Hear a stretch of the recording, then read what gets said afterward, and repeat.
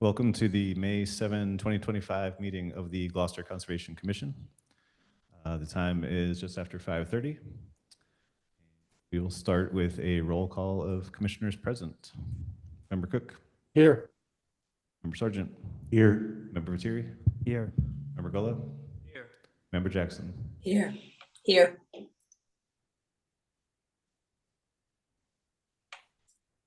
First up will be administrative briefing. Chuck, do we have? So afraid to touch this. Up. Yeah. Can you lean into the microphone, Rob? We can't hear you back here. Watch your ears.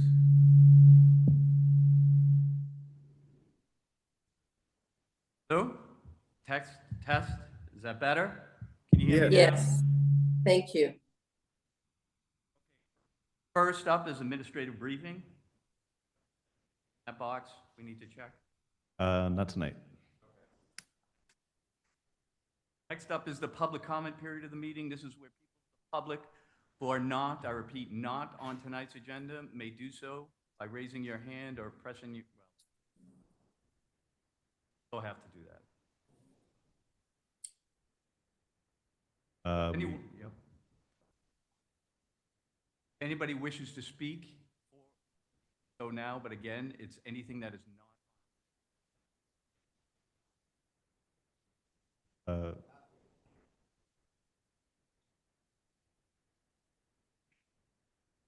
I don't have any extra copies right now, no.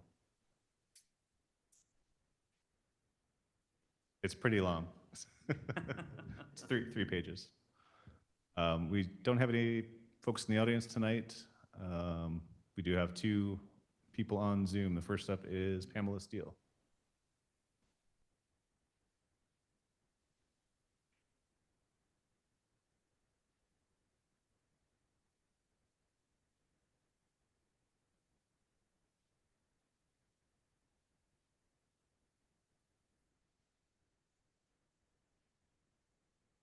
Pamela, are you there?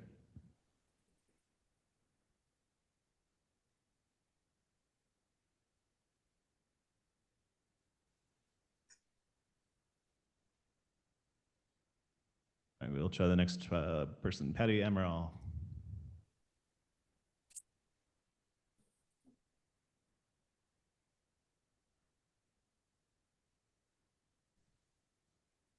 Hello? Hi, Patty. Can you hear me?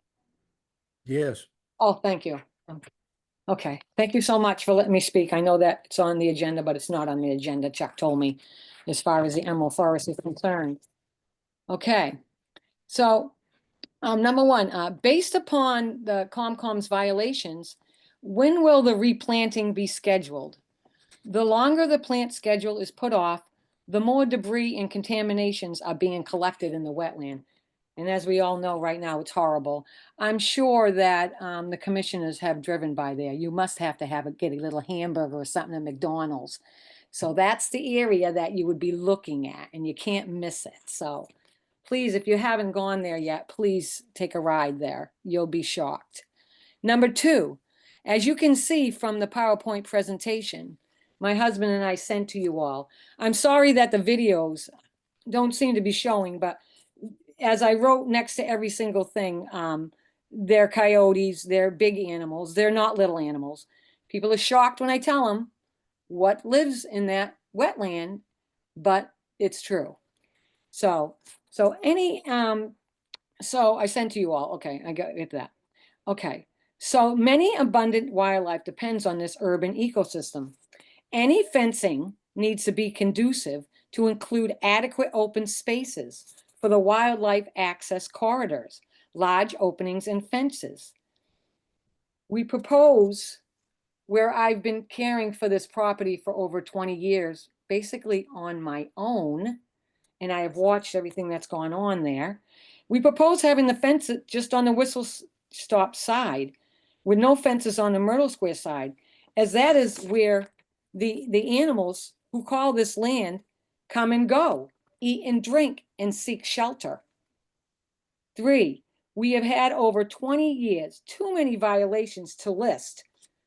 No covers on the barrels from area businesses, open dumpsters that birds tear apart and carry out to the wetland. A new violation has just come up. I've seen it before, and I tried to stop it when Dio owned it. But a new violation again with the new landscaper is they blow all the debris into the wetland. I have a video of it. I will get it to you.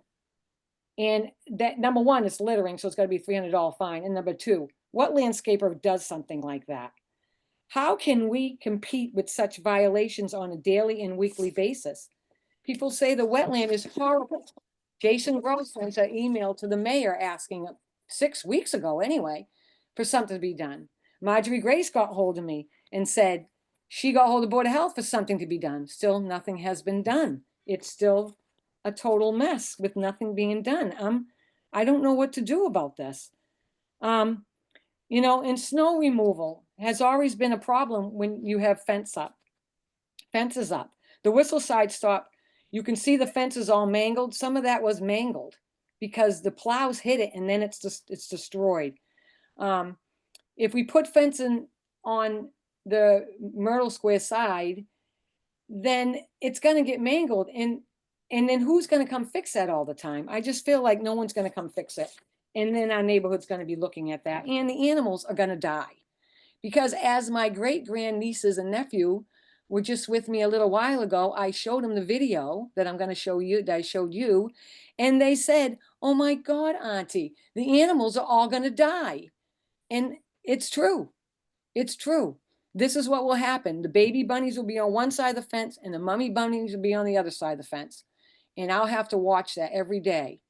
And I'm hoping and praying that this Conservation Commission will see all these factors and do the right decision with this wetland. And fencing on the whole wetland is not the answer at all, and we all know that. So I appreciate your time. I'm gonna watch this to the very end, the last breath that I take. And I hope we can save this wetland. This wetland is not something that we can, that can't be fixed. These problems can be fixed and we can do it and we have to do it for the animals. So for the baby bunnies and the mummies and the coyotes and everything that goes in there, please, please make a decision, the right decision to do for this wetland. I appreciate your time. Thank you. We do have one more hand up, more Laura Lobster.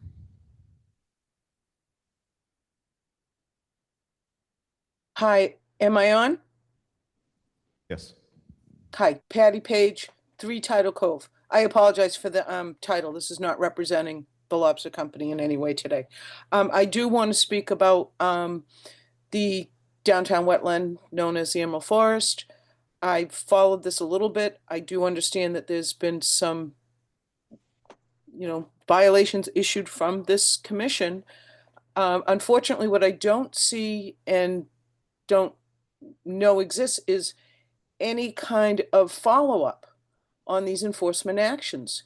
There were fines discussed, there was replanting mandated, there were different actions that were supposed to be taken, and it's degrading.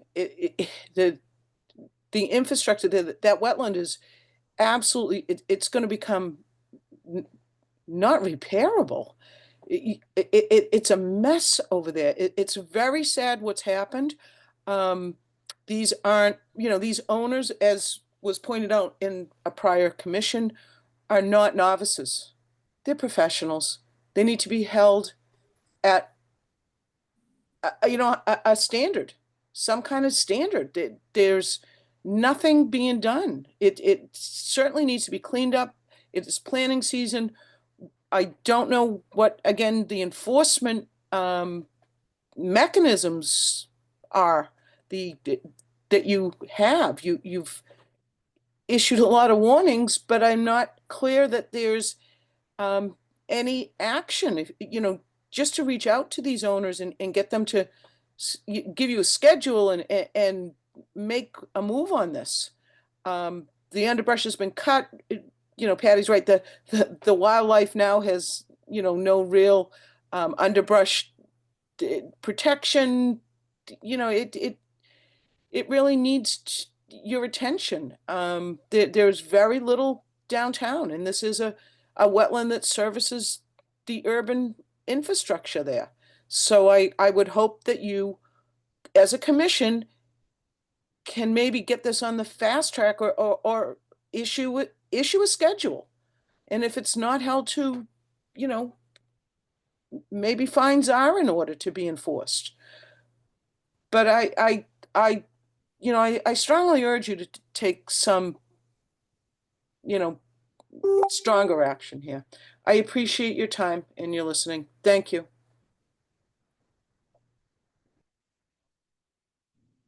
We do have one more hand up, Brenda M.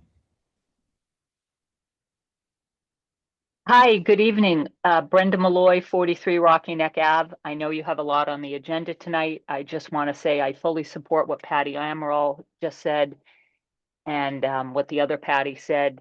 They covered everything that I wanted to say, and I think that this little piece of precious undeveloped land in downtown Gloucester really matters. The fact that it's a wetland really matters.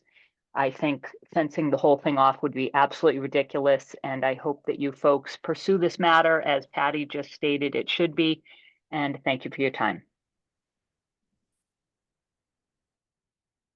We do have one more hand up on Zoom here, Marianne Boucher. And we'll get to the folks here in the audience. Thank you, Marianne Albert Boucher, 93 Mount Pleasant Avenue. I really, really hope that the commission really takes into consideration all the hard work and efforts of Patty Amaral. Patty has been such a steward for her neighborhood, especially that wetlands. She has single-handedly kept it clean in an area that, as we can plainly see, if it wasn't for her efforts, I can't even imagine what it would have looked like. She cares deeply, as well as the other people who have spoken, about the animals in our city, and there is not much space left for these animals to call home. So, and she's right. If you need to put fencing up, so be it, but really should leave one side of it open for all of our wildlife to be able to enter and exit. That's a part of your position is conservation, and I really ask that you really pay attention to what Patty has to say. She's not doing this because she wants to. She's doing it because she feels that she has to. And I really applaud her for that. So thank you.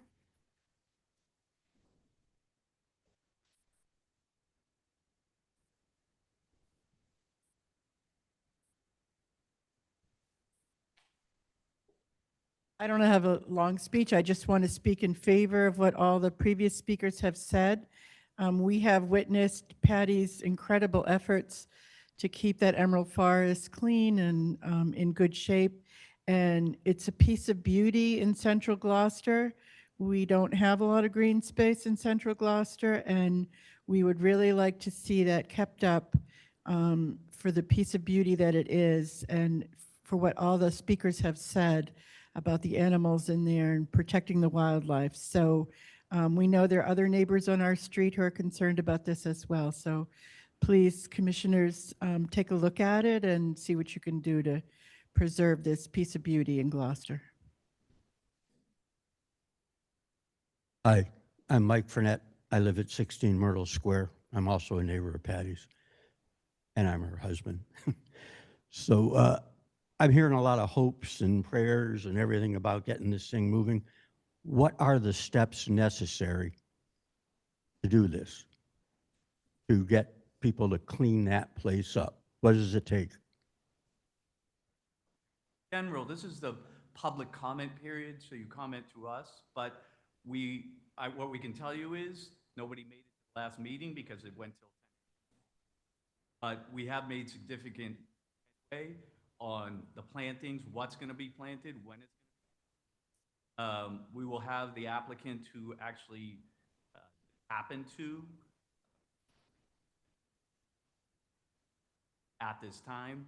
It was the last meeting when we just finally got some back from the people that.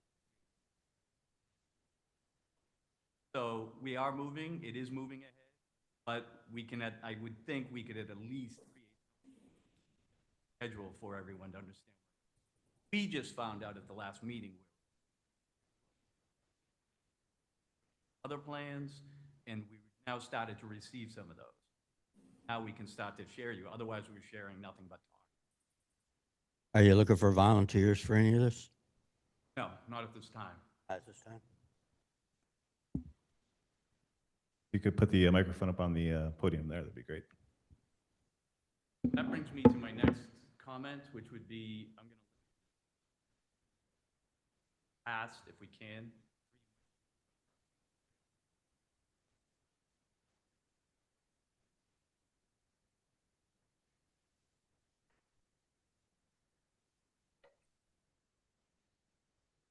We do have one more new hand up on Zoom, iPad 4. Hi, can you hear me? Hello?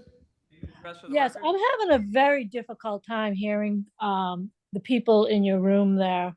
The people who have raised their hand and spoke are very loud and clear, but I'm having a very difficult, I couldn't hear anything that was just said. Okay, name and address for the record, please. Can you Oh, I'm sorry. My name is Kathy Palmisano, 72 Riverview Road. Yeah, I'll second her comment. Things do seem to be fading in and out. We don't hear, it goes dark. It's very difficult to understand anything that's being said. What else we can do at this time? Are we speaking loud? Can you hear me? If you're speaking directly into the microphone, yes. Otherwise, it's silence. Great, it's gonna. Like just then, I heard the first part and it was gone. Okay, can you hear me now? Yes. All right. Okay, I didn't get your name again before he's trying to speak. You wanted to say something?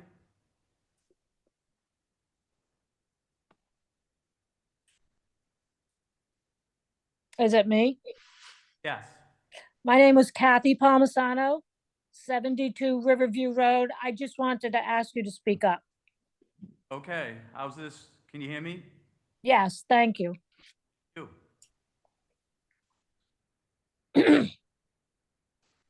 No other hands up at this time. Seeing none, hearing none, I'll close the public comment period. Next up is minutes review and approval for the April 16th meeting. Commissioner, I'm sorry, you're fading in and out again, Rob. Commissioner Jackson moves to approve the April 16th, 2025 Conservation Commission meeting minutes as amended. Commissioner Cook seconds. Roll call, Member Cook, Yes. Member Sargent. Yes. Member Viteri, Yes. Member Gola, Yes. Member Jackson. Yes. Okay, next up is, yes. First, we're gonna jump over to RDA 1825 MBTA commuter rail right-of-way for Keolis commuter services. Vegetation management plan along right-of-way and riverfront area, inland resource, buffer zone to inland resource. Matt Donovan of, I'll never be able to finish, representing.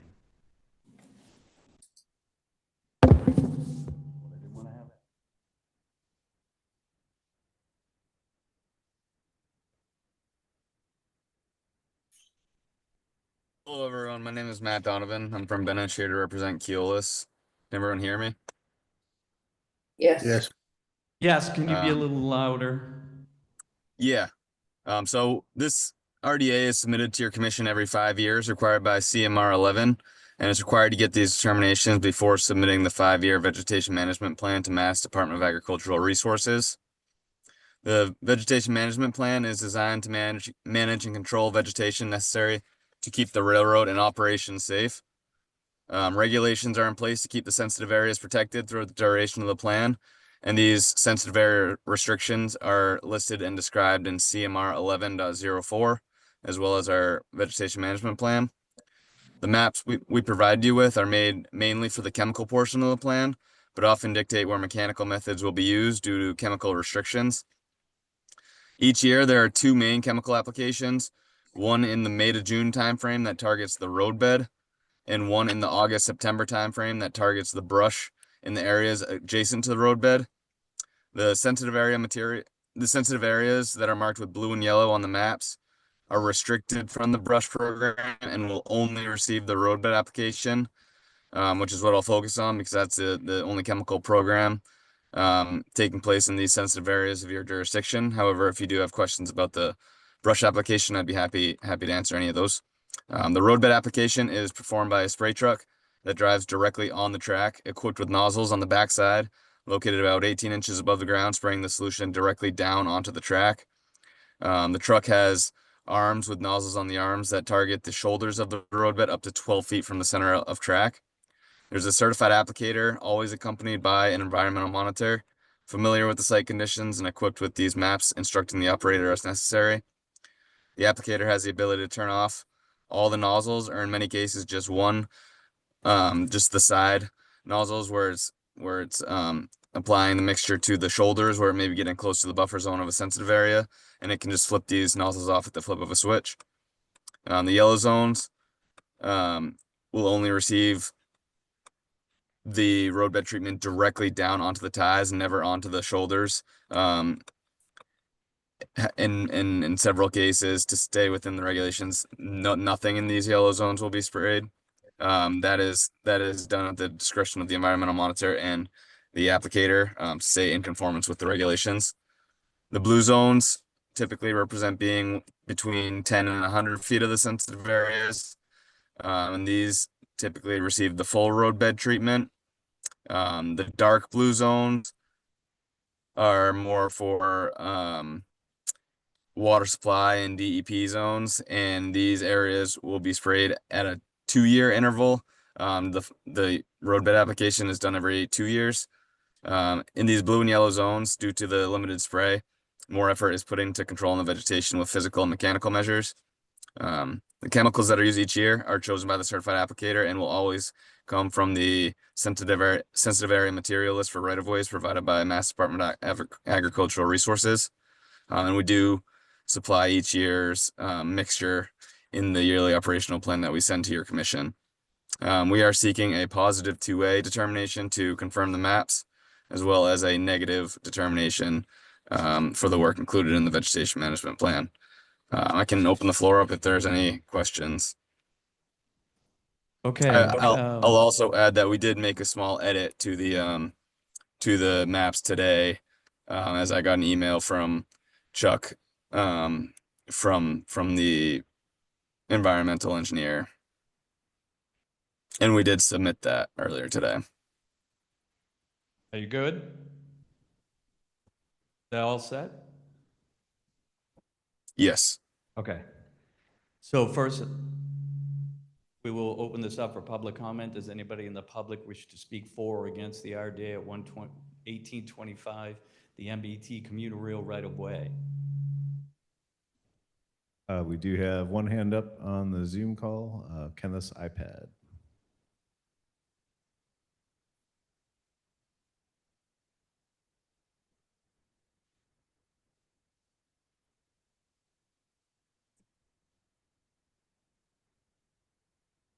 Kenneth, if you wanted to speak, please unmute yourself.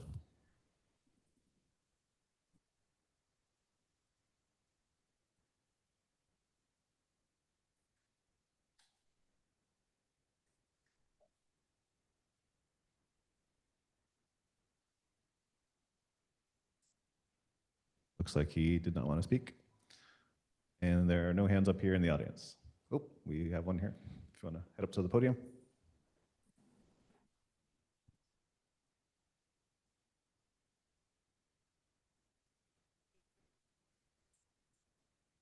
Is this working? Okay. Margaret Brady, 8 Bittersweet Road. I have a question, not a comment. So is that possible? Yes, at this time, go ahead. Okay. I have a question for the consultant. Is glyphosate used in this veg management plan? There are some glyphosate products on the right-of-way material list. However, Keolis typically doesn't use the glyphosate products. They have been avoiding it for several years now. However, they are. So I don't think they'll ever make it into a yearly operational plan mixture. But it is. It has been included on the right-of-way material list by Mass Department of Agricultural Resources under the research of MDAR and MDEP. So the answer is yes, it is being used on the right of way going through Gloucester, or no? The answer is no. It hasn't been used in years. However, it is allowed It's on under the list. regulations. It's on. Oh, it is allowed. Okay. Right. I just want to recommend, and I'm sure you're aware of the Glyphosate Commission that just completed its report last fall, maybe of use. It was DEP and Department of Ag that put that report together with an advisory committee.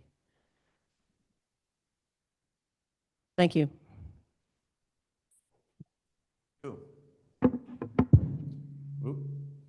Okay, anybody else in the public who wishes to speak for or against this project?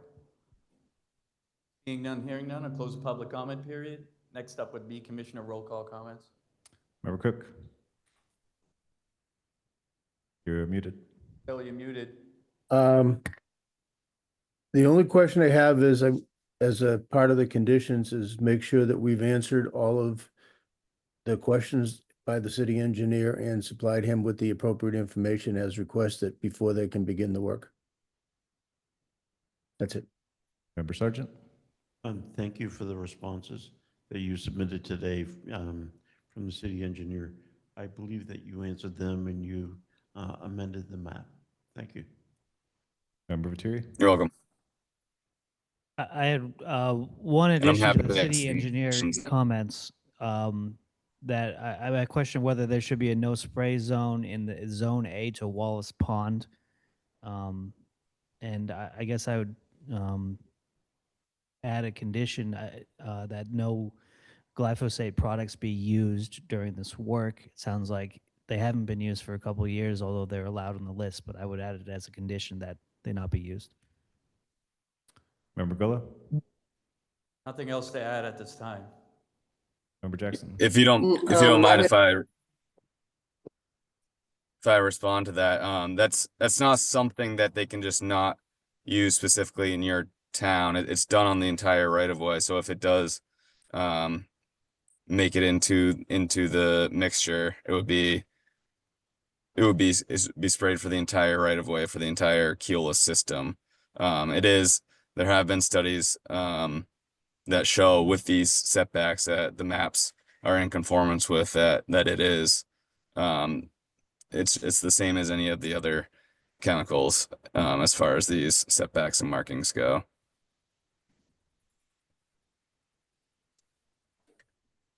Member Jackson? Yes, I'd also like to make sure that you and the city engineer's office have come to an agreement of terms and that you have submitted the MSDS information sheets.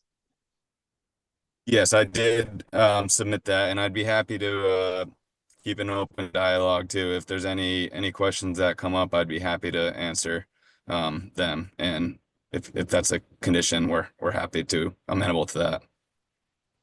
Okay. Okay, good. Thank you. No further questions.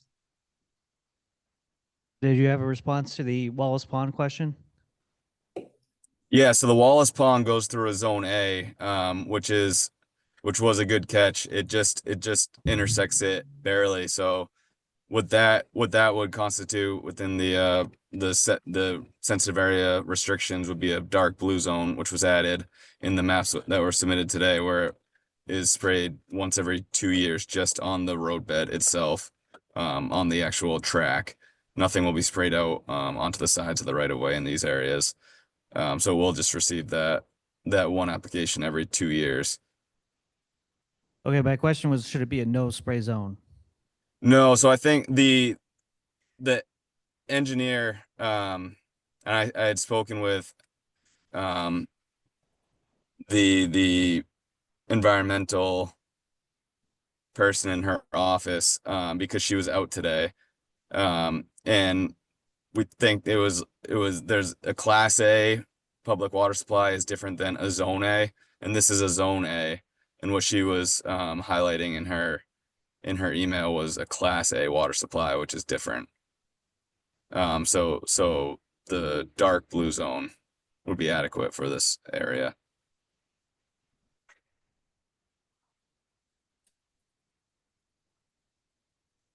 I'm still confused because it looked to me when I reviewed the plans that there were other zone A's that were That had yellow. as no spray zones. So I guess were they also zone A's that were also class A's, and this is not this is a zone A No, that's so not a class A?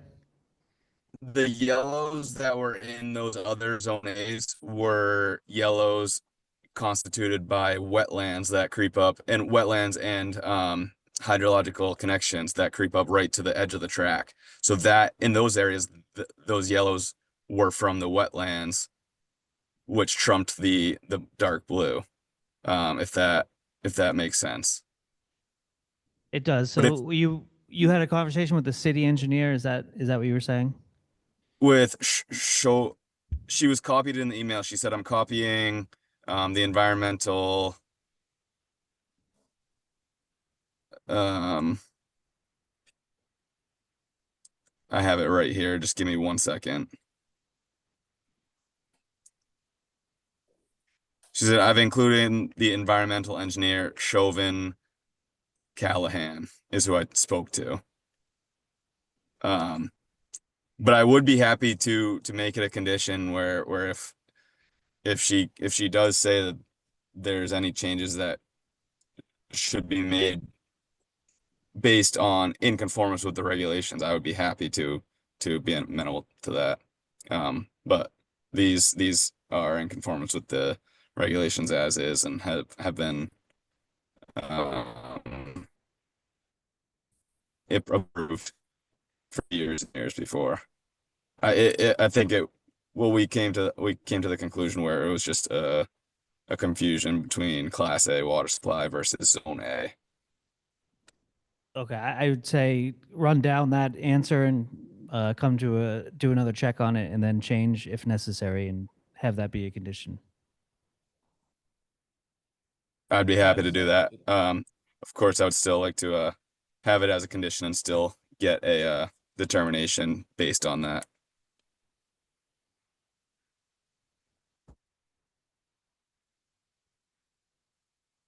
Yes. That seems fine. Yeah. Perfect. So we'll add a condition that will get signed off from city engineers and include that in the file.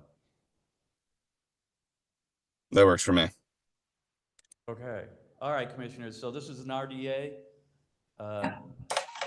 Commissioner Jackson moves to close the public hearing for RDA 1825 at MBTA commuter rail right-of-way. Bill? Bill, you're muted. Commissioner Cook seconds. Roll call, Member Cook, Yes. Sergeant? Yes. Member Viteri? Yes. Member Gullo? Yes. Member Jackson? Yes. Commissioner Jackson moves for a negative finding on RDA 1825 and MBTA commuter rail right-of-way with the conditions that the procedures and processes are signed off by the Gloucester City engineer, that any changes made in conformance with regulations will be presented to the agent, and with a strong preference for no use of glyphosate, understanding your position. Yes, and there very likely won't. I know they have made a good effort, and they haven't used it in several years in the past. And we are, just to add to that, we are also seeking the positive 2A determination with the -5. Okay, The motion is amended for that. Commissioner Cook seconds. Roll call, Member Cook, Yes. Member Sergeant, Yes. Member Terry, Yes. Member Gullo, Yes. Member Jackson. Yes. Okay. Thank you, everyone. Have a good night. Thank you.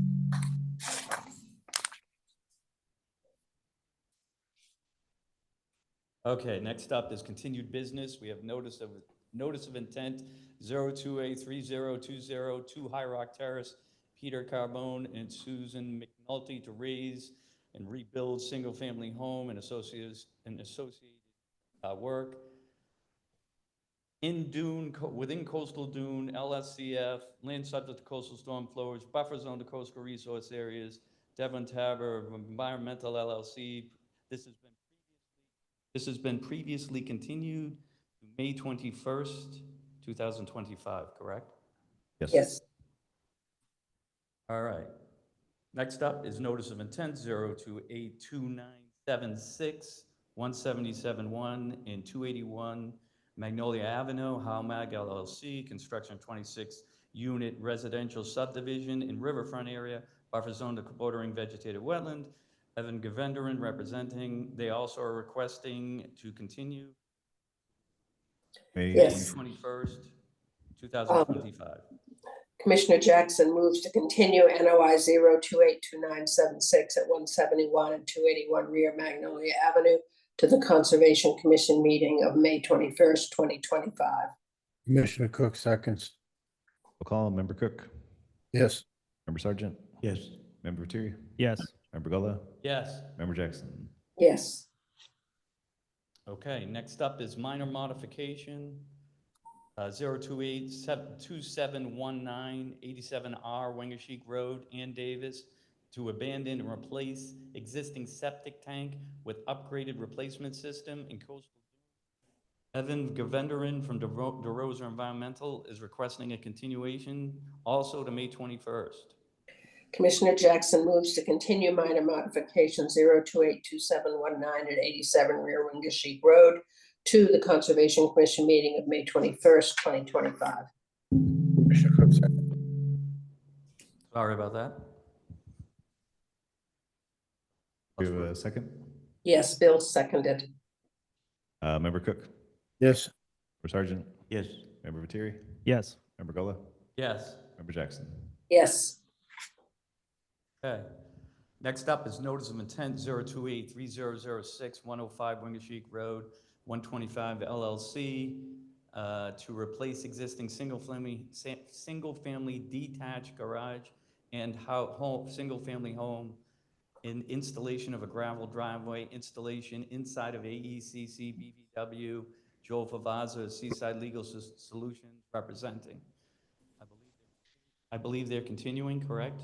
They've Yes. requested to continue to 6/4/25. Yeah. Commissioner Jackson moves to continue NOI 0283006 at 105 Wingasheek Road to the Conservation Commission meeting of June 4th, 2025. Commissioner Cook seconds. Roll call, Member Cook, Yes. Member Sergeant, Yes. Member Terry, Yes. Member Gullo, Yes. Member Jackson. Yes. Next up is notice of intent 0283007 107 Wingasheek Road, 125 LLC, to replace existing single-family house with garage, with a pile-supported single-family home and garage, I should say, expansion of gravel driveway, installation of septic system, water service in coastal dune to Barrier Beach, land subject to coastal storm flowage, ACEC, and buffer zone to ACEC and BVW. They've also requested. Commissioner Correct. Jackson moves to continue NOI 0283007 at 107 Wingasheek Road to the Conservation Commission meeting of June 4th, 2025. Commissioner Cook seconds. Roll call, Member Cook, Yes. Member Sergeant, Yes. Member Terry, Yes. Member Gullo, Yes. Member Jackson. Yes. Okay, next up is notice of intent 0283036 6 and 7 Welch Lane, R. Woodman Street, LLC, for the road and stormwater management system, construction of the road, stormwater management systems, installation in a buffer zone to bordering vegetated wetlands. Joel Vavaza, Seaside Legal Solutions, representing. They have also requested to continue to June 4th. Okay, Commissioner Jackson moves to continue NOI 0283036 at 3, 6, and 7 Welch Lane and Rear Woodman Street to the Conservation Commission meeting of June 4th, 2025. Commissioner Cook seconds. Roll call, Member Cook. Yes. Sergeant. Abstain. Member Thierry. Yes. Member Bella. Yes. Member Jackson. Yes.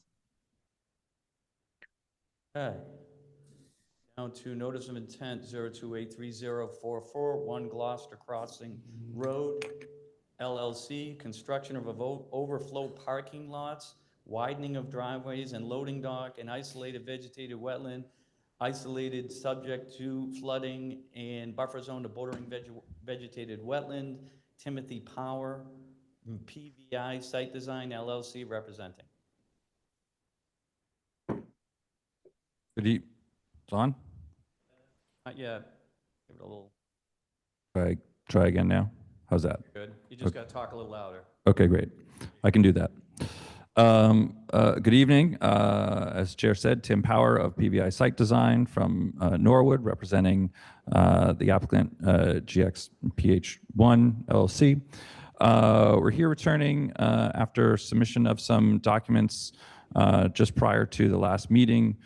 We also held a site walk on site. The chair and the agent joined us through that site walk. Briefly, some of the issues were discussed. We walked through the site, evaluated the work behind the Market Basket building. I'm going to share my screen actually so we can point to where we're talking about.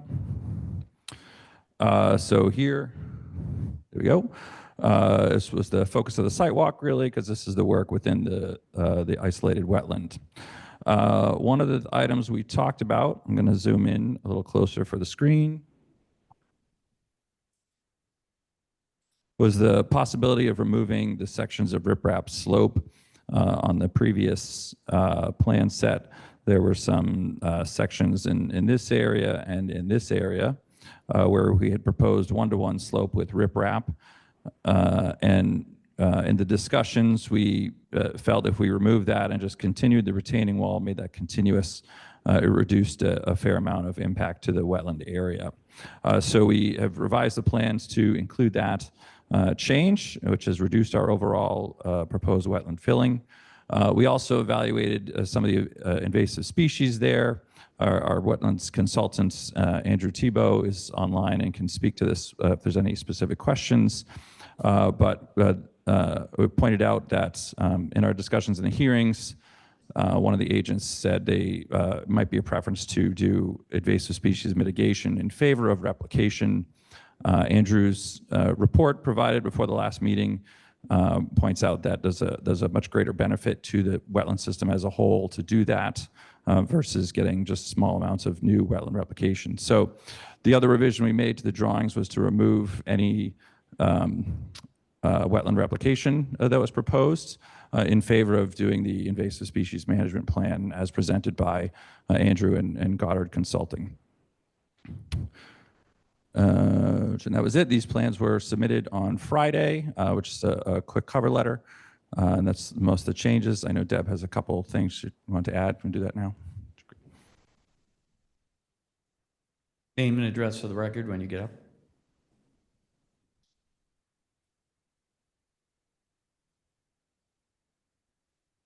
Thank you very much.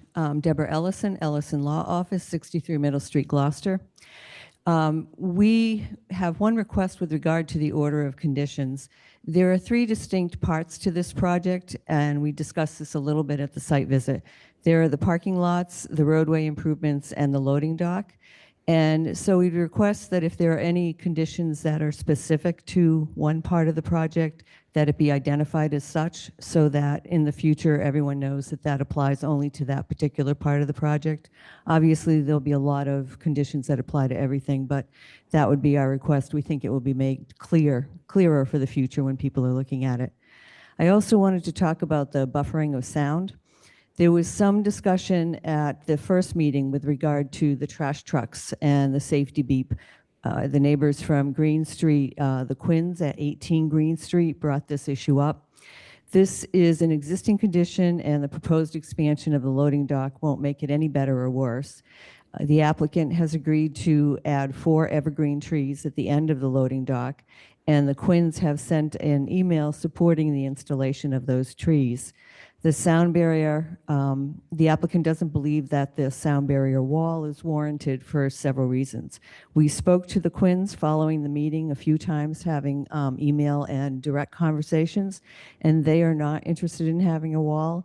They would rather look at trees than a buffer wall. There are also concerns about placing a structure adjacent to the wetlands. It impacts there'll be impacts during installation, runoff, maintenance, and a potential barrier that would impede wildlife movement. Lastly, the sound barrier is not within the jurisdiction of this commission. It's under the jurisdiction of the City Council.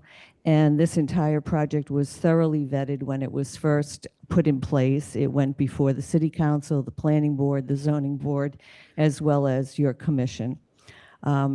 Since that time, the applicant has worked very often with the neighbors to address issues as they arise. The sound issue is something that he will address with them in the same way. He's happy to continue to work with the neighbors and has already reached out to the shopping center manager with respect to this issue. So we would suggest that the sound barrier wall not be a condition and that it in fact would be outside of this commission's jurisdiction. And then there's one more point that I think Tim needs to make. Thank you. Just to add on the conditions and mitigation, since the wetland filling, the invasive species management is really mitigation for the wetlands filling. I guess we're asking for that mitigation work to be triggered by the wetlands filling. So before any filling begins, the wetlands, the invasive species management program goes underway, but the work in the buffer zone for the parking lots, for example, is not directly tied because that wouldn't be a appropriate mitigation for just that work in the buffer zone. At least that's our opinion, and we're hoping the commission agrees with us there. So that's it for our presentation. Happy to answer questions. And again, Andrew is on for some specifics on wetlands and invasive species. Okay, so first up, anybody in the public who wishes to speak for or against the project at 1 Gloucester Crossing Road may do so now. We have no hands up here in the auditorium, and there are none on Zoom. Okay, seeing none, hearing none, I'll close the public comment period. Next up is Commissioner roll call comments. Member Cook. I have no additional comments. Sergeant. Thank you for lessening impacts to the isolated wetland by the loading dock. I would much prefer mechanical means of invasive species removal. And if that is not practical, then perhaps the cutting and dapping technique is acceptable. And I would like a prohibition on foliar herbicide application or spraying for invasive species management. And I would also like a continuing condition that there be a trash removal plan that is implemented biannually for all wetland areas. Thank you. Member Viteri. I only have 3 short comments. So first, thank you for the update on the sound barrier and the vegetation plantings. I'm happy to hear that you had discussions with the neighbors. I'm not sure if the neighbors are on the call and want to sort of just confirm their side of the thing, the matter that they are in agreement with the red cedars, but I don't need to, for me at least, I don't need to see a condition that there be a sound wall. That if the neighbors are happy with the trees, then that's an acceptable part of the work as well. Second, I'll echo Commissioner Sargent on a trash removal plan. I think biannual is a great duration for that to happen. My question was that basically removal of trash and debris be incorporated as part of the beginning of the invasive species management plan, but I guess it'd be a good condition to see that happen at the beginning of the invasive species work. And then if it can continue regularly to make sure that the wetland is kept clear of trash and debris, that would be great to see. And my final question is, can, a native seed mix be placed in the areas where the invasive species are removed from? Is that part of the plan, or is that, something that can be done to promote, native wetland plants from taking over and not being replaced by invasives?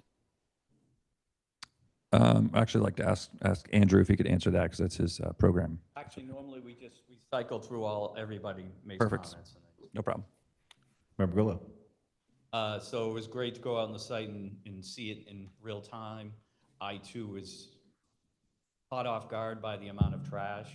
I too am very happy that you spoke with the neighbors, but that trash issue really has to be resolved. Member Jackson. Yes, thank you. I also appreciate the revisions that were made to the plan. They're most helpful. And I believe I was the one who had brought up the sound barrier. It was addressed as a concern, and never with the understanding that it was jurisdictional, but simply as a courtesy to the neighbors to integrate some sound baffling with the other landscaping that was being put up. I understand that the project has been fully vetted originally, but sometimes you don't really understand the realities of the impacts, sound impacts, for example, until the project is actually completed. But I appreciate you coming to terms with the neighbors on this. I hope it helps them. And good luck.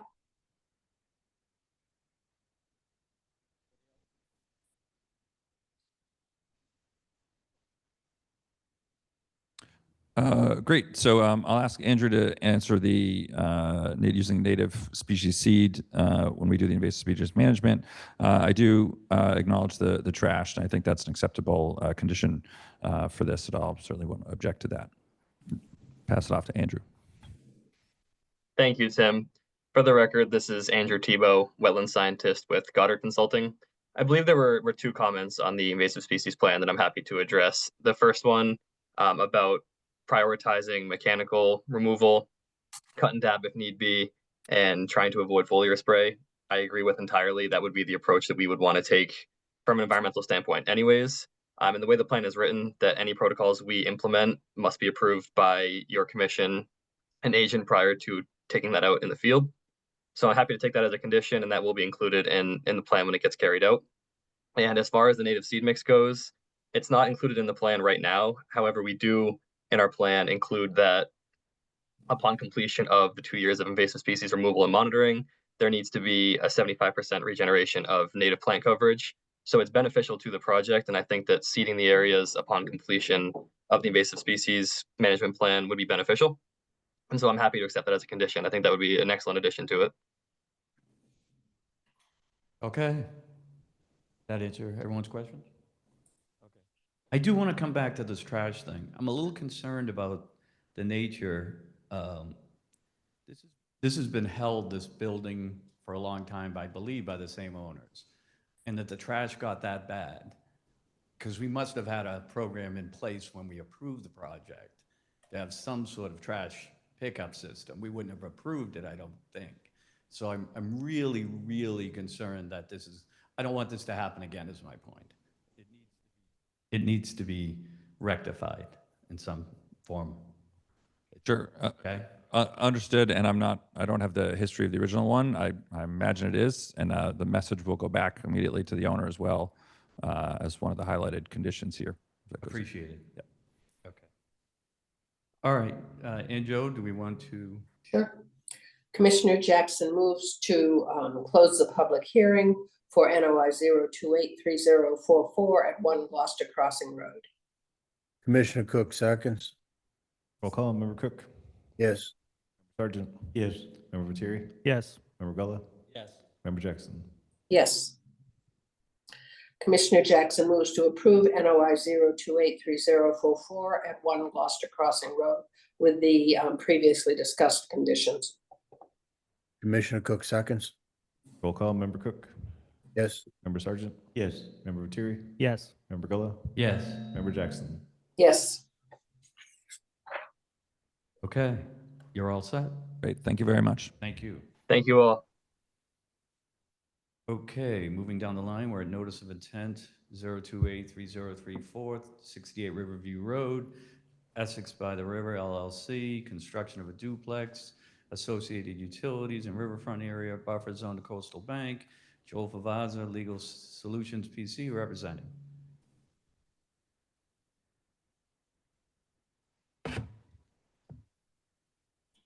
One moment, please. I think I just got kicked off the Wi-Fi.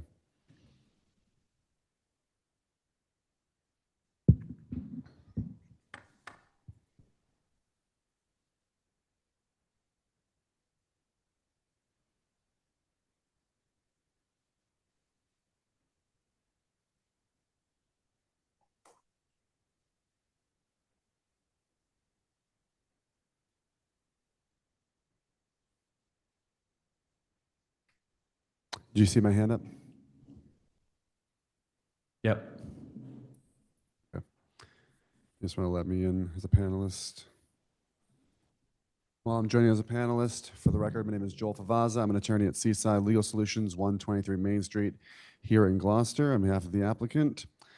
And this has been before you for a while. We've had a few conversations about this previously. In between the last time we spoke and tonight's meeting, we went back, we tackled a few questions that have been answered. One was regarding getting some expert testimony as to the proposed scope of the development, which we went and got a real estate agent familiar with the area to give you some written testimony on that. Another was about the presumption of significance of the riverfront area as applies to the site, as well as the general performance standards. And we also submitted some expert testimony on that. We had a wetland scientist out to the site. He spent considerable time out there cataloging, reviewing, and analyzing all of the plant species that are out there. Of note, I think if you look through, you'll see that the site, one, shows that it most likely was cleared previously, given the sparse canopy that's there, or sparse large tree canopy. I think he also cited all the invasive species that were there. 30% of the tree canopy is invasive, 30% of the shrub cover. I think he has 80% of the lower cover is invasive English ivy. And what he also did was he expanded upon the planting plan and remediation plan that we had discussed previously. And I will quickly just share my screen to show what we're talking about.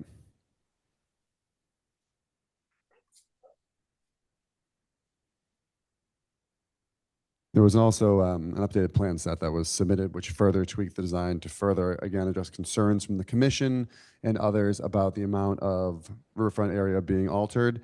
So this is the updated site plan. Things I'll note, the red line denotes where the riverfront area, the 200-foot boundary is. So at this point, there is still a very small piece of foundation that is going to be within the 200 feet.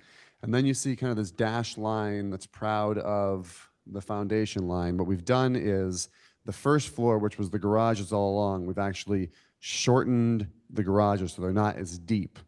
And that is the second floor overhanging over the driveway. We've also tucked the driveway in. We've made the entrance smaller. It's down to 14 feet. So at this point, if it's two cars, they got to kind of, inch by each other, one coming in, one coming out. Otherwise, one has to wait in the road. And you'll also notice that by pushing the garages back, we're able to pull the front edge of the driveway back with it. So the distance between the road and the driveway has been increased, as was mentioned by, I believe it was Co-Chair Jackson. One of the issues is about the undisturbed riverfront area, especially as you get closer toward, right? So we're able to restore a greater degree of that being untouched. And you'll see that side to side, the driveway is narrower. It's no longer tied to the width of the building. It's now tucked in. And so what that does is everything in green is outside the silt fence line. That means everything that is in green is within the 200-foot riverfront. Again, it's the last 50 feet or so, and that is not being disturbed. The asterisk on that is we have proposed to go into that area to do native tree planting, and we talked at the last meeting about making sure that didn't ding us for disturbance because we're in there planting trees.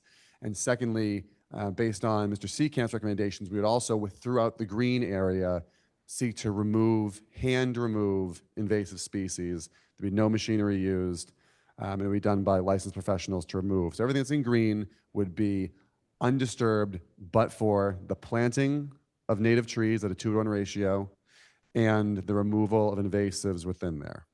Everything that's in the yellow is within the silt fence, so there will be disturbance there. However, the final product will not be a man-made improvement when you think of like driveway structure, that sort of thing. It'll be native plantings, and again, it's in Mr. Seecamp's letter what he recommends for plantings throughout that area between the edge of the driveway and the silt fence line. So everything you see in yellow, yes, at one point, the existing vegetation will be removed.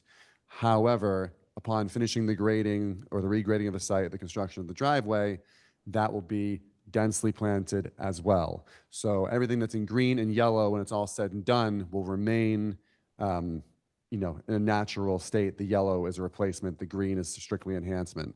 And then, we've discussed before, the driveway, to be clear, although not vegetated, obviously, it's a driveway, will be made of pervious materials, so there's no creation of impervious surface within the lot relative to that driveway.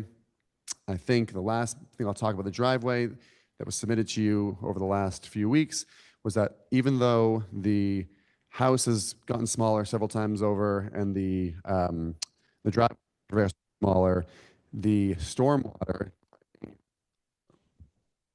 despite being exempt from the stormwater regulations, the stormwater calculations are being done based on basically our old numbers, right? I think they're pegging at 3,000 square feet, which is much more than is being proposed, just to show you, belt and suspenders, that this system is over-designed to handle the actual house and driveway being constructed. And I think that really, I hope that checks the boxes that we were looking to check. Again, we are riverfront.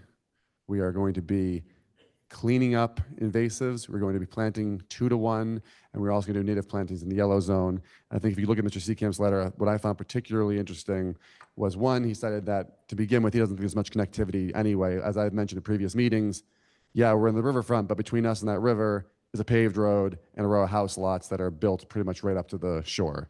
And he in his expert opinion, came to a very similar conclusion. But more importantly, he said, based on the totality of the site, again, he was there for hours, physically walking the site. He didn't just kind of like drive by and take a peek, right? He was there cataloging. His professional opinion is that although we are creating that the pervious driveway surface inside that riverfront, based on how much invasives can be removed and how much native planting is being proposed, I want to be sure to use his words correctly. The riverfront habitat currently present can be maintained at its current level on the site. So even though that driveway represents areas of riverfront vegetation that would be being removed, based on the work being done in the yellow and green areas, we are at minimum a net even. And I would imagine, again, as that area grows and continues to develop as a more natural setting, we're probably doing better than we are right now, based again on what the site looks like. I'll leave it at that. Okay, thank you. Next up would be public comment period. Anyone in the public who wishes to speak for or against the project at 68 Riverview Road may do so now by coming up to the podium or being online. We currently have nobody here in the auditorium, but we do have one hand up on Zoom, Nathaniel Stevens. Thank you. Good evening, everyone. Nathaniel Stevens at McGregor, Legere and Stevens, representing the Riverview Neighbors for Sustainable Development. Can you hear me okay? Yep. Name and address for the record again, sir. Sure. Attorney Nathaniel Stevens from McGregor, Legere and Stevens, 15 Court Square, Boston, Massachusetts. Thank you. Sure. Thanks. We submitted 3 letters, 3 brief submittals today that I'd just like to run through quickly because I'm sure the commission has not had an opportunity to review those. One of them is from Patrick C. Garner Company. Pat Garner was not available this evening, so I'll just summarize what his letter has to say. He did review the CCAMP letter that Attorney Favazza just spoke about. He disagrees vehemently that the riverfront functions can be mitigated through replacement of the invasive species with native pollinator and other producing species. He includes some photographs in his letter, and he says that the site's natural state provides a unique wildlife habitat that cannot be restored or recreated, that the site provides a natural refuge for neighborhood wildlife. The existing rock outcrops provide amphibian and reptile overwintering and seasonal summer sunning opportunities. And similarly, it will take decades for this planting plan to mature and equal the height and diameter of these existing trees, and the other vegetation will take a long time to grow. So therefore, he disagrees with that conclusion that the wildlife habitat will be maintained in this development. I also submitted a letter to address the comment that's been frequently made by the applicant, and again repeated tonight, to characterizing this neighborhood as being a fully developed neighborhood. Just a screenshot that I included from the Gloucester GIS system shows that there are at least 17 lots in this neighborhood that are undeveloped. So it's not fully developed. We're not talking about downtown Gloucester here. Furthermore, a look at the GIS system again shows that many of these lots are in an undisturbed, undeveloped condition, and moreover, many of the lots that have houses on them are similarly have undeveloped natural areas. So there's quite a bit of wildlife habitat and habitat continuity throughout the neighborhood, and including even lots and areas within the riverfront area or near the riverfront area. Finally, the applicant did submit an undated letter from a realtor that makes some conclusions about what is necessary for this type of market. First, this letter really lacks any information to substantiate these conclusions. And secondly, these conclusions are refuted by another submittal the third submittal that we submitted today, which is from realtor Kathleen Sullivan. She concludes that based on looking at the recent sales data, and we've included that data with her submittal, shows that the construction of a single family home without all the features that realtor Spica, I'm sorry if I'm mispronouncing that, says are necessary for the site, is clearly a viable alternative. And that's one that we can press the applicant and the commission to consider and feel that it's appropriate in the riverfront area alternatives analysis. With that, for the foregoing reasons, as well as our prior submittals, we request that the commission deny the project under both the Wetlands Protection Act and the Gloucester Wetlands Protection Ordinance. Thank you for your time and consideration. Thank you. Okay, next up would be commissioner comments. Member Cook. You are muted.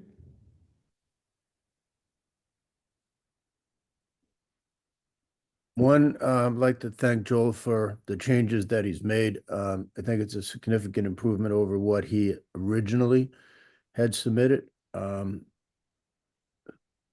torn right now because I still feel that the loss of habitat in this area is going to be significant.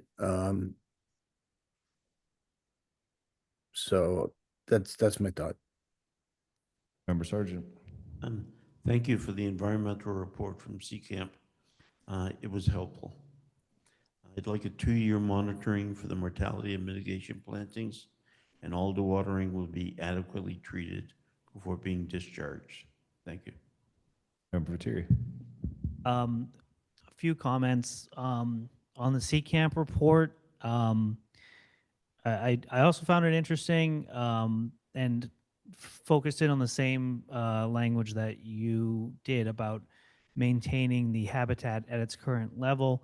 I do think that this conclusion I draw from the CCAMP report is that there is habitat value and the property is functioning for giving wildlife habitat. I would contrast that with 310 CMR 1058-1, which discusses wildlife habitat in areas that are extensively altered as being effectively eliminated, is what the regulations say. So I think my conclusion from the CCAMP report is that there is no, it hasn't been effectively eliminated, the wildlife habitat. It's there, may be functioning at a low level, but it's still functioning at a level. With that said, there is the conclusion from CCAMP that that habitat can be maintained at its current level on the site with the development.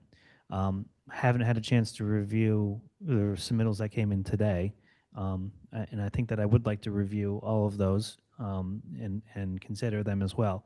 I'll make a note on the alternatives analysis. The realtors, your letter notes that a reduced project would struggle to compete with other properties, but this isn't the same as there being no alternative.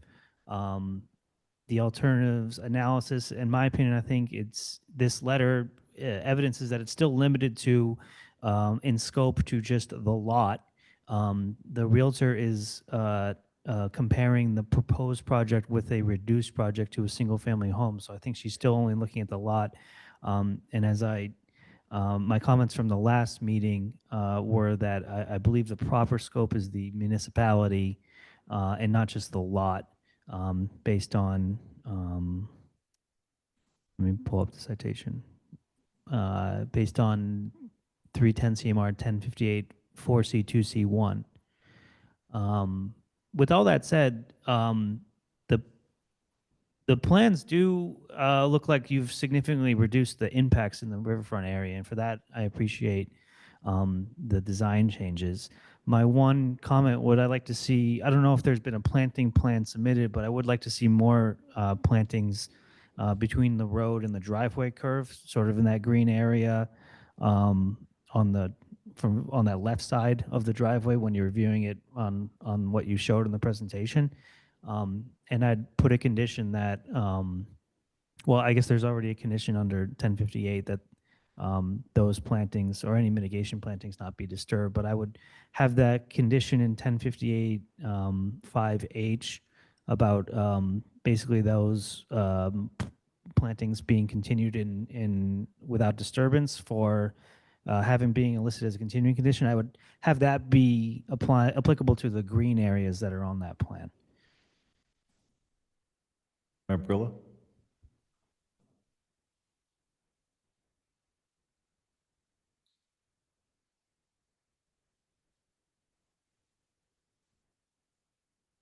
Hello, here we go. I too appreciate the meaningful changes at the time. At this time, we've come a long way with this project, and I think most of the commissioners here have covered what I've said, so no further comment at this time. Member Jackson?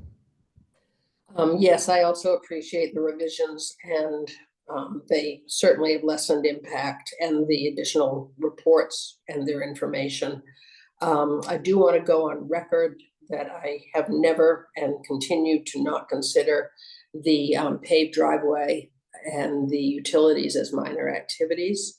I also wanted to ask, and this may have already been gone over, there's been a lot of information on this project. At one point, the Cape Ann Vernal Pond team, and this was way back, was going to investigate whether or not there was a vernal pond on the property.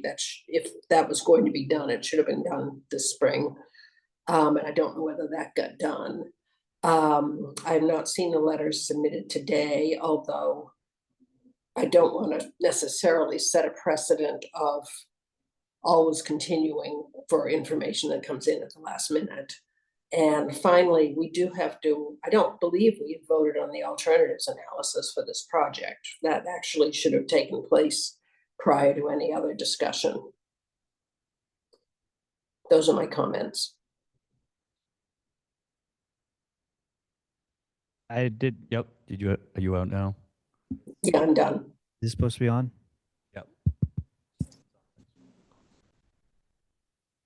There was one thing about the alternatives analysis that I forgot to admit that I wanted to say. Again, I think not only, in addition to my prior comment that I think the alternatives analysis has the wrong scope applied, I also think that it's lacking in the, the analysis of alternatives. I don't think there are. I imagine an alternative analysis is in this case would look at other potential properties and evaluate them for the different factors of analysis. There's no other properties that are compared and analyzed to this one to reach a conclusion that there's no alternative. It's just sort of only looking at this one property and reaching a conclusion that there are no other alternatives, but no other properties are compared. So I think it's lacking in sort of the identification of potential alternatives. Even if the ultimate conclusion of the evaluation is that there's no alternatives, you still need to identify alternatives and consider them and assess them according to the requirements of 1058-4. So that is lacking to me. Okay, thank you. Anyone else wish to speak? Did we get everybody? I think we have. Mr. Vavaza, what would you like to do? Continue? Go for? Well, I just want to, I want to make sure I understand. So as far as Mr. Fatiri is concerned about the alternatives analysis and the letter, provided by Pamela, so she does cite the specific qualities of the site, right? The kind of unique qualities of the site I don't think there's anything in her letter that says, I'm looking only at this in a vacuum. She's speaking with her experience as a real estate agent, familiar with the area, right? More importantly, though, this alternatives analysis, aside from, again, probably in the tens of square feet worth of foundation corner, the construction is a permeable driveway, right? And so this whole, this is one of the things we're kind of like damned if you do, damned if you don't. Like we thought we were being helpful by providing stormwater, even though we're not required to, and instead we just, got a bunch of, pushback from the neighbors about the stormwater, right? Well, it's the same thing here, right? We're trying to talk about this 2-family, 1-family, but the 2-family or the 1-family, they're not in the riverfront except this little corner of the building, right? The thing in the riverfront is the driveway servicing a residential structure. And so the alternatives analysis could be very simple of whether it's a 2-family or a 1-family, you're going to build a driveway. And again, to Pamela's point about the level of finish that you're expecting, right? You're not going to get someone who says, yeah, I'll take a ruddy dirt road up to my, $1.x million single family. Same way they're not going to take it to their $1.x million, condo unit, right? We're getting really bogged down talking about the building and the 1-family, 2-family, which I appreciate is the neighborhood's actual concern, right? They're masking this in a veil of conservation, despite, again, one of the members of that group doubling his house size across the street from this, closer to the same river he's suddenly so concerned about.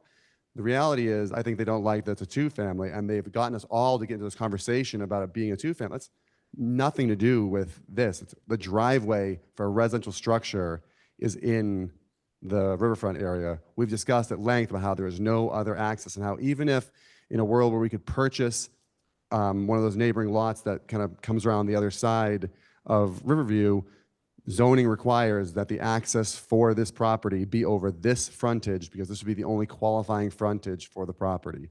So it's not about a 1-family or 2-family, it's about a driveway, a permeable driveway in the riverfront. And I don't have any alternative I can give you where you can, get from the paved road to a house without going over a driveway. And again, the driveway has to be of a size and scope appropriate for the construction, whether it's a single family or a 2-family, it's going to be of this, size and caliber. The only other point I wanted to push back on, or at least respond to, with all due respect to Co-Chair Jackson, if it is in fact her belief that these are not minor activities of the running of the utilities, despite what I think the regulations say, I want to be clear in reiterating my point that I made probably the first meeting, that even if you don't find them as minor activities, I believe we've met the standard for work in a buffer zone for the installation of those utilities out into the street. And I just want to get that back on the record that, again, we still feel it's a minor activity not requiring an order, but if the board agrees with Ms. Jackson, that's fine, because we demonstrated previously that the buffer zone work this would then become is compliant. That being said, I'm obviously not looking to, stand up here and cause trouble. If you think there is something specific, more so, that needs to be submitted to help get any people on the fence over the fence on the alternatives analysis, we can do that. But again, the thing in the riverfront is the driveway. It's not the house. Any structure is going to have a driveway. Any structure out here is going to be a structure of substance. Any structure out here is going to have a driveway. We are just offering to make sure that it's totally permeable. And again, I'm so sorry. I do have an actual question before I get off my little argument horse, right? Genuine question. In the green area, Mr. Viteri, your suggestion about, I think you want to see more plantings in the green area, or was that Mr. Sargent? That was my question. I don't know if there was a planting plan or if what was shown, sort of the circles and stuff, were actual sort of locations, or just kind of general schematic. The circles that, the 2-to-1 ratio on trees were shown with approximate locations in that area. I believe Mr. Seecamp talked about removing invasives and then densely planting in the yellow area, because the yellow area is getting disturbed. And so again, we're happy to do work in the green. We just, again, don't want to cross that threshold where we go, oh, now you're removing invasives and planting natives. At some point, we're going to call you disturbing, right? And so if we can go in there and pull invasives out and put natives in without being dinged for disturbing riverfront, that's not a problem. That's a condition we can accept. I just want to make sure that's clear, that everyone understands, now we'll be in that green area, 1, planting trees, 2, pulling out invasives, and 3, installing natives. And that's all fine on our end, as long as this commission continues to acknowledge that that is not disturbance within the word, within the phraseology we would use to describe disturbing the riverfront. Point, do you want us to at least put the alternatives analysis through our system and do it now, or do you want to wait till the next meeting? Well, it sounds like, if I'm counting the straws here, it sounds like if we're coming back to our next meeting anyway, I'd like to defer all the voting until the next meeting. So just if I can provide anything between now and then to help clarify anything, I can do that. Understood. Okay, your call. So you want to continue? Yes, sir. Okay. Can I make some more comments about sort of my view on the alternatives analysis? I don't want to get in a long argument about it, but I see 2 issues. So the first issue I see is scope. You're either looking at the lot, or you're looking at, or you're treating it as a commercial project and you're looking at the entire municipality. All right. So I'd want to see something that basically justifies which way you're viewing it. Even if you're looking at it only as the lot, the scope isn't just the riverfront area on the lot. It's the entire lot. So you're talking about we're only talking about the impacts are a driveway. I get that. The scope and the analysis that's performed is essentially another alternative that has less effects on the riverfront. I mean, or on the resource area. So that would be where you focus on the impacts on the riverfront, which I'll acknowledge have been significantly decreased in this latest plan. And they are sort of limited to the driveway. But even if you were just limiting it to the lot and you're looking at a 1-family versus a 2-family, you don't need a driveway. You could have a 10-foot wide driveway, a single lane, essentially, that serves your single-family home on a lot. You don't need to have a driveway that's takes up as much square footage as the driveway that's proposed for the duplex. So there is sort of a difference in sort of whether you look at a 1-family versus a 2-family versus the size of the driveway you built. And again, with that, the amount of disturbance there is to the riverfront area. So I mean, that's the distinction that I see, and that I'd like to see more clarification on, in a submitted alternatives report. If it's your position and you believe that you don't have to look at the entire municipality, you only have to look at the lot, and you're comparing the impacts from the size of a single family home versus a duplex, submit that and do the evaluation. I think, the evaluation has to take into effect the other factors that are in 1058.4, which are costs and things like that, which your alternatives analysis also doesn't have any numbers on cost. You know, there's not, you said previously that there's, you know, a certain amount of cost per square foot to construct, but you haven't applied that to the amount of square foot that you're constructing on this property versus if you were constructing a single family home versus whatever. So I don't know how we evaluate that there's no alternative that is, you know, less costly or economically viable or whatever without seeing an actual comparison of numbers for one thing versus numbers for another thing. Thank you. Thank you. Commissioners, anything else? I should say, you're all set, Peter? Is this thing dying too? Oh, here it comes. I'm all set. Okay, so want to move to continue, correct? Yes, please. Commissioner Jackson moves to continue NOI 0283034 at 68 Riverview Road to the Conservation Commission meeting of May 21st, 2025. Commissioner Cook seconds. Roll call, Member Cook, Yes. Member Sargent, Yes. Member Viteri, Yes. Member Gullah, Yes. Member Jackson. Yes. Okay, see you in 2 weeks. Thank you. Thank you. Next up, we're at notice of intent 028. Did the DEP number drop for that? Not yet. Okay. So there is no DEP number at this time for 37 Massasoit Road. Daniel Fonzie for a single-family home and construction of utilities in riverfront area buffer zone to coastal bank. Joel Vavaza, Legal Solutions PC, requests a continuation to the 21st, 2025. Commissioner Jackson moves to continue NOI 028 unassigned DEP number 37 Massasoit Road to the Conservation Commission meeting of May 21st, 2025. Commissioner Cook seconds. Roll call, Member Cook, Yes. Member Sargent, Yes. Member Viteri, Yes. Member Gullah, Yes. Member Jackson. Yes. Next up,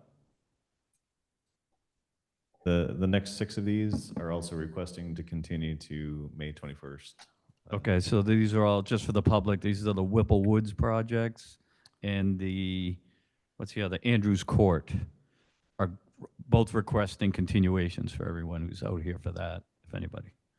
Commissioner Jackson moves to continue NOI 0283046 at 13 Whipple Woods Road, NOI 0283047 at 3 Whipples Wood Road, NOI 0283048 at 17 Andrews Court, NOI 0283049 at 15 Andrews Court, NOI 0283050 at 13 Andrews Court, and NOI 0283051 at 11 Andrews Court to the Conservation Commission meeting of May 21st, 2025. Commissioner Cook seconds. Roll call, Member Cook, Yes. Member Sargent, Abstain. Member Viteri, Yes. Member Gullah, Yes. Member Jackson. Yes. Okay, excellent. Next up is new business. We have a conservation restriction. Is that where we're at, Chuck? Yes. So we have a conservation restriction 0282534 3 Colburn Street from Michael J. Larkin for review and approval of conservation restriction. Is that person here tonight, or? I do not see him on the board. Okay, do you want to table them and?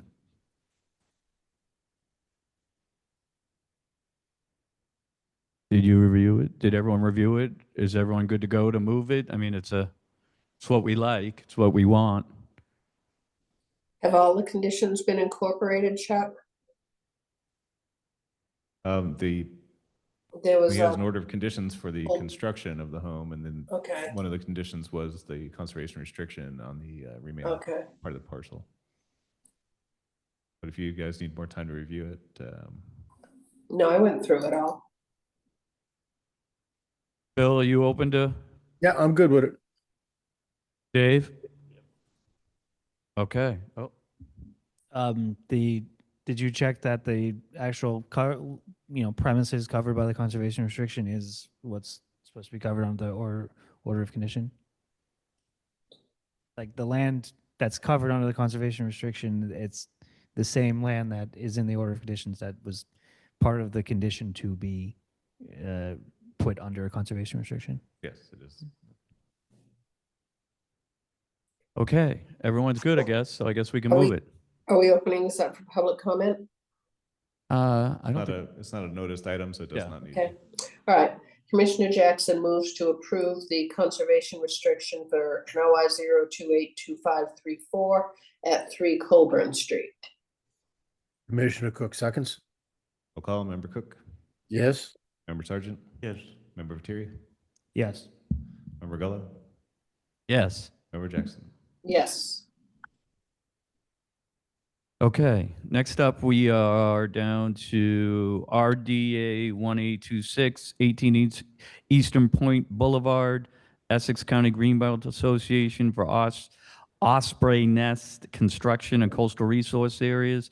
David Rimmer, Essex County Greenbelt Association, representing. I'm assuming he's on the call. Is promoting right now.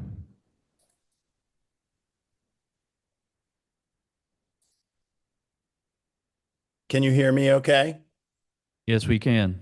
Okay. Name and great. address for the record? Yes, good evening, Commissioners. My name is David Rimmer with the Essex County Greenbelt Association at 82 Eastern Avenue in Essex, Mass. We have submitted this RDA on behalf of the landowner, the Massachusetts Audubon Society. I think most of you are familiar with the Essex County Greenbelt Association that operates as a land trust across Essex County. And we're very active in Gloucester, of course, and we've protected and owned and protected over 800 acres of land in Gloucester.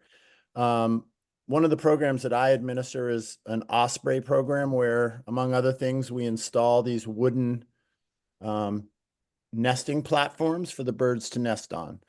So that's what we're here before you tonight to discuss.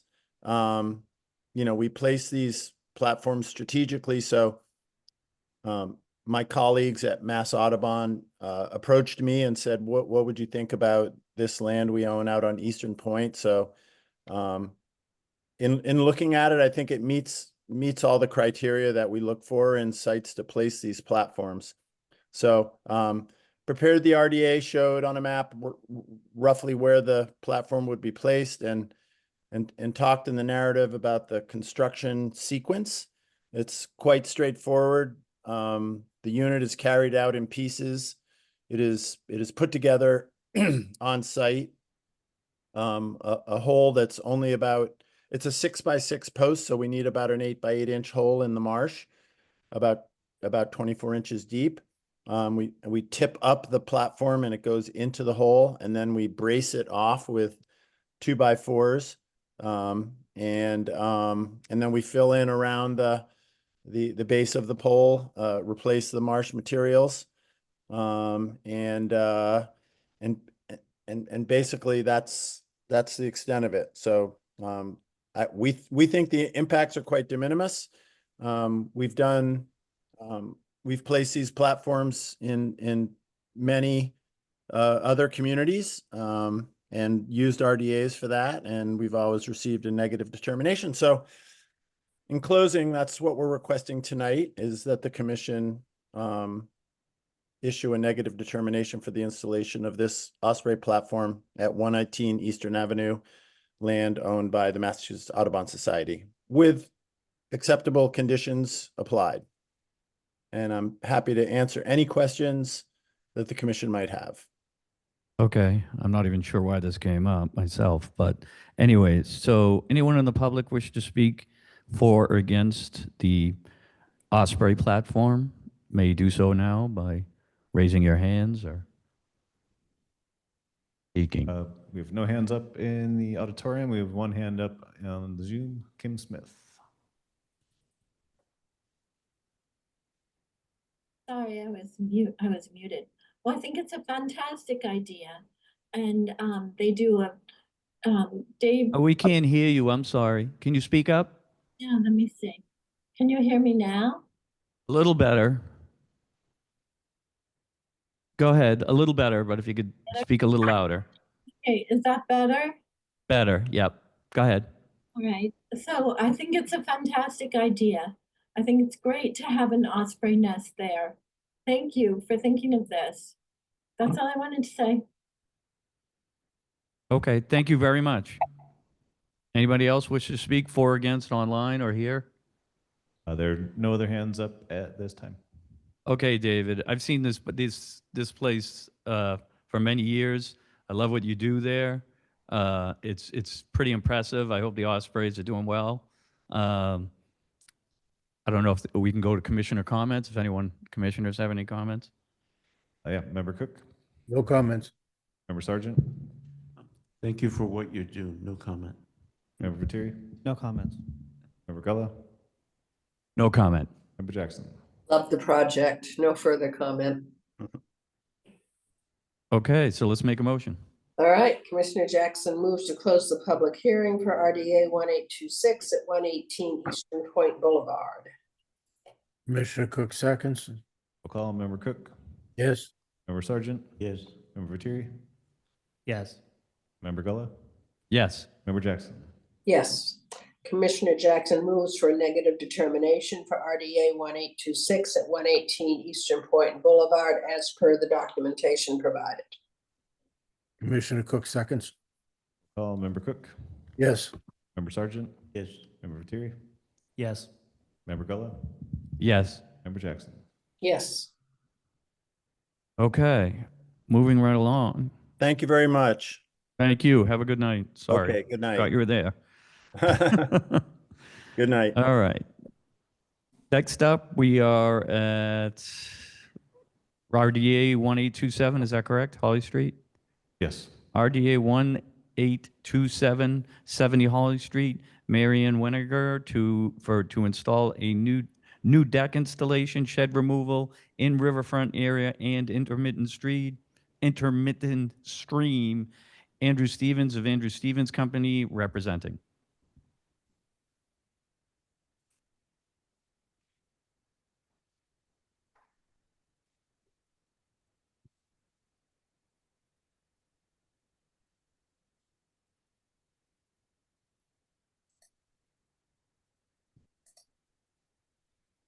Can you hear me? Yes, we can. Name and address for the record. Very good. I'm Andrew Stevens Company, 10 Winter Haven Road, West Gloucester. I'm representing Marianne Weniger, owner of 70 Holly Street. I'd like to give you just a quick backstory. The room that the potential deck will be off burned down with a large part of the house about a year plus ago. So we are pretty much well along in the rebuilding of the house. But at the time, Marianne decided to ask if she could also have a deck view out the back to Goose Cove, which of course is relatively spectacular. This is just a first floor structure. As you can see from looking at the map, there's an existing shed that is actually closer to the cove than the deck that we're proposing. We would be removing that shed and then installing this deck. The deck dimensions are roughly 9 by 9. We wanted to ask for something fairly modest, knowing that, of course, it's under your jurisdiction. The only disturbance to the environment that I see is I'll have to dig 2 sonotubes, but the sonotubes will be hand dug. The concrete will be hand poured. So there will be really no machine activity going back behind the building to install this shed. I think it's a very minimal disturbance to the area, very minimal disturbance to the neighborhood, and the deck itself will not actually be under the view of any of the other neighbors, so it's not going to impede anyone's view of Goose Cove. So Okay, thank you. that's I'll about open it. up for public comment now. Anybody in the public wish to speak for or against the project? We have no hands up here in the auditorium and no hands on the Zoom. Okay, next up would be commissioner roll call comments. Commissioners? Member Cook, No comments. Member Sargent, I'm wondering if the total impervious area of the shed that's proposed to be removed sort of balances out the area of the proposed deck. Yes, the totality of the shed would be removed. And how does that compare in impervious area to the proposed deck? The shed is a larger structure, about 12 by 10. The deck is 9 by 9, and the shed is about 3 or 4 feet closer to the resource. But we will be removing the deck back down to the original soil. The deck was actually, not the deck, the shed was actually just built up on its concrete blocks, very informal method of construction. But when we take it down, it'll be back to its original condition. And then the deck will not project out quite as far. Next. Member Viteri? Sorry.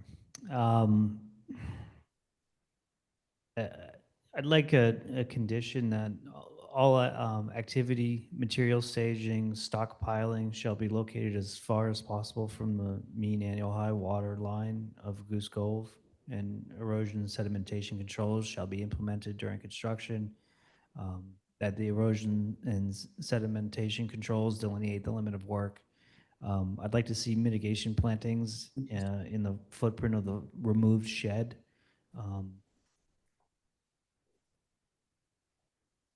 Member Gullah? Nothing else to add at this time. Member Jackson?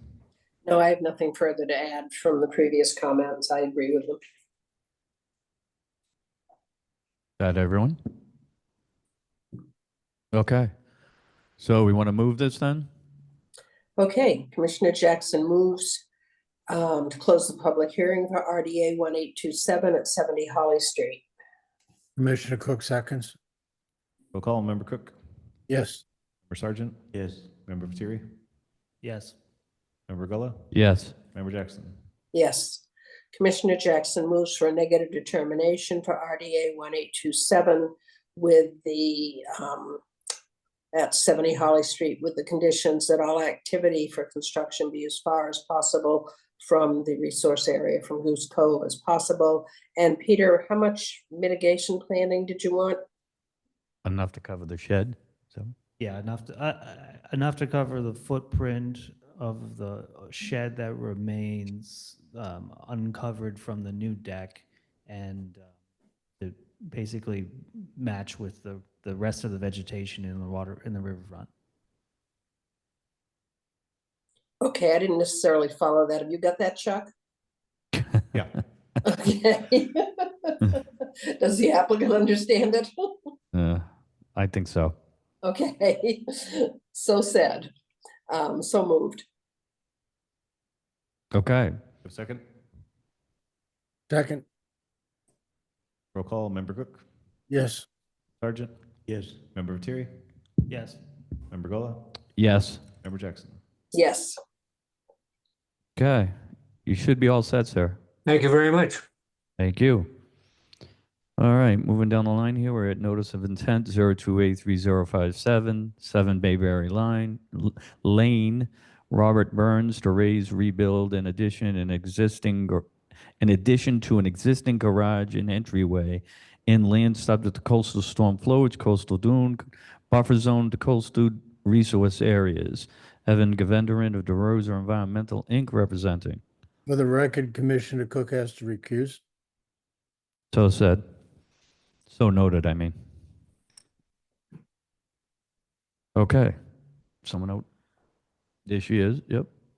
Hello, Commissioners. Evan Govenderen, DeRosa Environmental, here representing Mr. Robert Burns for the proposed raise and rebuild of a garage and second story addition. If it's okay with you, I'll share my screen.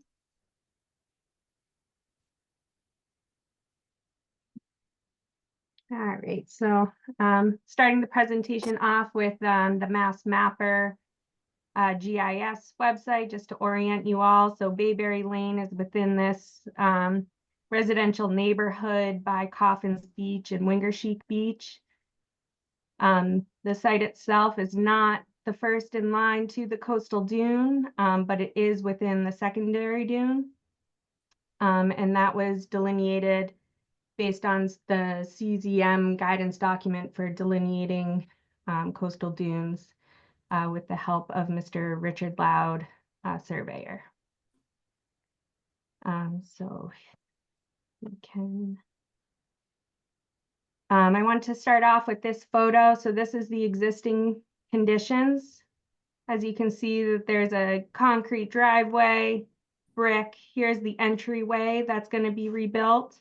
And here's the garage that's going to be rebuilt. So it's all attached to the existing dwelling, all impervious in existing conditions. So there's no increase in impervious surface as part of this project. Here's another good picture just to face the entryway. The size of the garage is approximately 706 square feet. And then this proposed overhang, which will go over that concrete driveway that I showed you, is 91 square feet. So in total, it's about 797 square feet of activity, all within existing developed areas. And I will go down to the site plan. So here's the surveyed site plan. We have the profiles here for the dune delineation. The primary frontal dune is well above the property. So we are within the secondary dune. This is the project elements plan. These blue lines indicate the VE zone at elevation 19. So you can see that we're actually above, just above and outside of the floodplain with this project. And here's just some schematic views of what the project will look like. So they're going to add the second story addition above the footprint. We're not expanding the footprint aside from this little overhang and this overhang that will go over the concrete drive. But that's pretty much it. Happy to answer any questions if you have any. Okay, first up, I'll open up for public comment. Does anybody in the public wish to speak for or against the project at 7 Bayberry Lane? May do so now. We have no hands up here in the auditorium, and there is hand up on Zoom, Ellen Levine.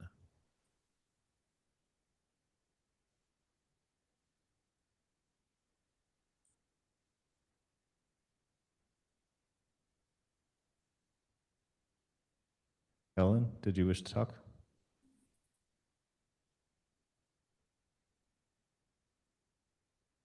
Can you hear me? Yes, barely. Can you speak up? Oh, okay. One of the parts of this project, I'm actually the architect on it. Name and address for the record, please.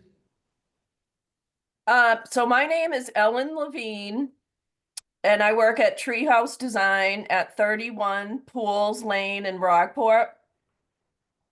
Okay, continue. So one of the parts of this project is that we need the Concom to approve the flood zone delineation at the elevation 19. Because we need to report this to the building inspector so that he knows that the Concom approved the flood zone delineation so that we can move forward with the zoning application. That's it. Okay, is that it? That's it, yeah. Okay, so next up, we would just, anyone else in the public have anything to say about this project? You can do so by raising your hands.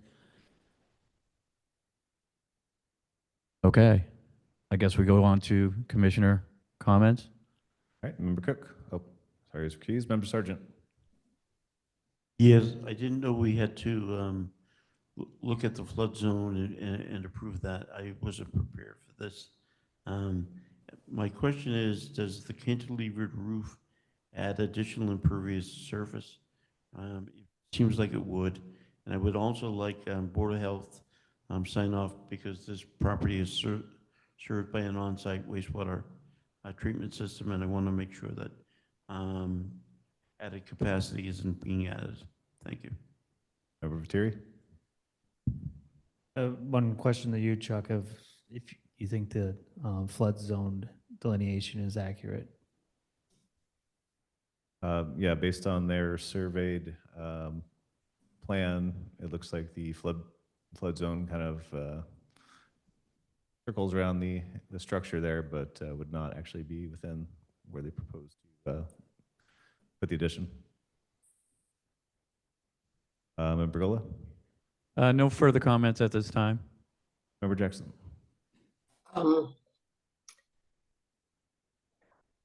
Yeah, the flood zone thing caught me unaware as well. You're comfortable with us voting to approve that flood zone, Chuck? Yeah, based on their the survey that they had done, elevation 19 would be, at that blue line. Okay. So that the addition would be out of flood zone. Okay. Basically, just by the commission, if they were to approve the delineation, which would be part of the approval of an NOI, that approves the delineation. So. Okay. So do we need a separate vote for that if we proceed in that direction? I guess if you wanted to continue for any reason, you could approve the delineation tonight, but still continue the project. But if you, Which way, what puts us in better stead, Chuck? Where should we go? if you're ready to approve the entire project tonight, you could just do that, which would also approve the delineation. Okay. But if you still have additional questions, you could still approve the delineation tonight. And okay. Dave, do you have any questions about the velocity line? I'm just wondering if there's an increase in impervious surface with a cantilevered roof.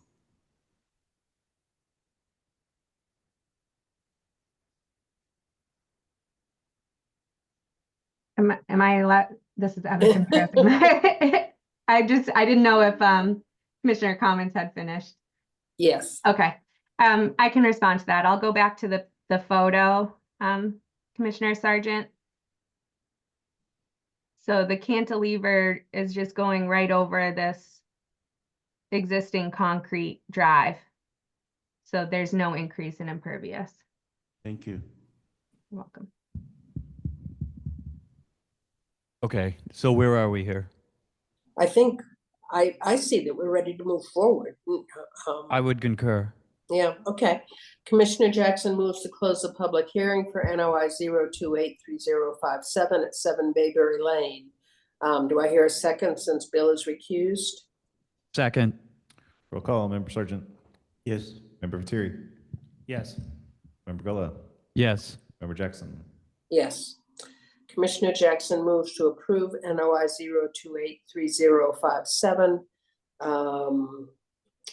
as supported by the submitted documentation and including the approval for the flood zone.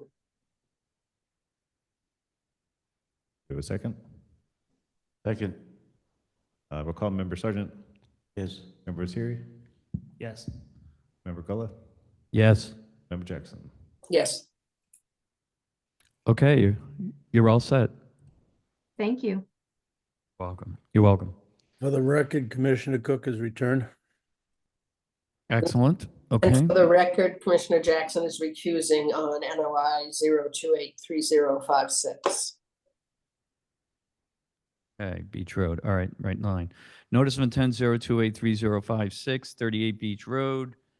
We got 8R Sherman Road, 140 and 145 Atlantic Road, James Wood for restoration of an unpermitted vegetation removal and construction of a driveway, footbridge, pool, and other improvements in land subject to coastal storm flowage.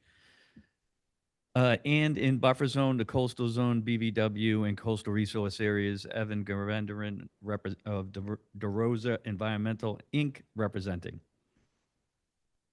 Okay, thank you. Evan Garendaran of DeRosa Environmental here representing Mr. James Wood for this partially after the fact notice of intent request. So I will share my screen again.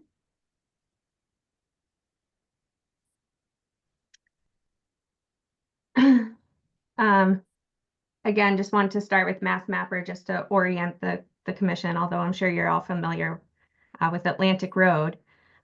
It's the coastal road that's right on the Atlantic Ocean. And this property consists of 3 lots, all under the same ownership. That's in between the Bass Rocks Golf Club, across Atlantic Road, and the ocean. We did include 38 Beach Road as part of this site address because there were some trees that were located just over the property line that were taken down. So I just want to share that first, and now I will go to the proposed plan. So this is our project elements plan here. It's very busy, so I'll do my best to clearly explain all the resource areas and project elements here. So we have Atlantic Ocean is here. This is the coastal beach, and then we have, you can see the topo change here where it gets a little steeper, and the top of Coastal Bank, which is this blue line here. So the 100-foot buffer zone goes just a little bit beyond the Atlantic roadway. So that's the 100-foot buffer zone to the top of Coastal Bank. And then over here, there's a BVW that's associated with an intermittent stream, and it extends this way off site. So there's a BVW there, and the 100-foot buffer zone is this green line here. So a lot of the project is outside of the buffer zones to those wetland resource areas. However, the entire site, aside from this little corner over here, is within land subject to coastal storm flowage. So we have the AE zone, which extends up here. And then these triangles and this lime green line here is the VE zone limit. So the project proposes several elements. So the applicant did receive a cease and desist order from the Gloucester Conservation Commission because they did start to cut some vegetation and cut some trees without seeking permission in the beginning. So since they got that notice, they stopped, they hired us to help. And we worked with Meridian Associates, and we worked with the Bass Rocks Golf Club to come up with this plan that's before you guys. So the project proposes to restore the area that was cut. None of the vegetation was actually removed, none of the roots at least. So everything has started to come back, and what is there is a lot of it is invasive actually. So the project proposes to continue that invasive removal effort, doing whole plant removal techniques, getting rid of the roots, the rhizomes of those, and then completely restoring with shrub and herbaceous plantings that are native here. We are also proposing to replace all the trees at a 1-to-1 ratio to replace what was taken down. The construction elements are to put in an in-ground pool over here.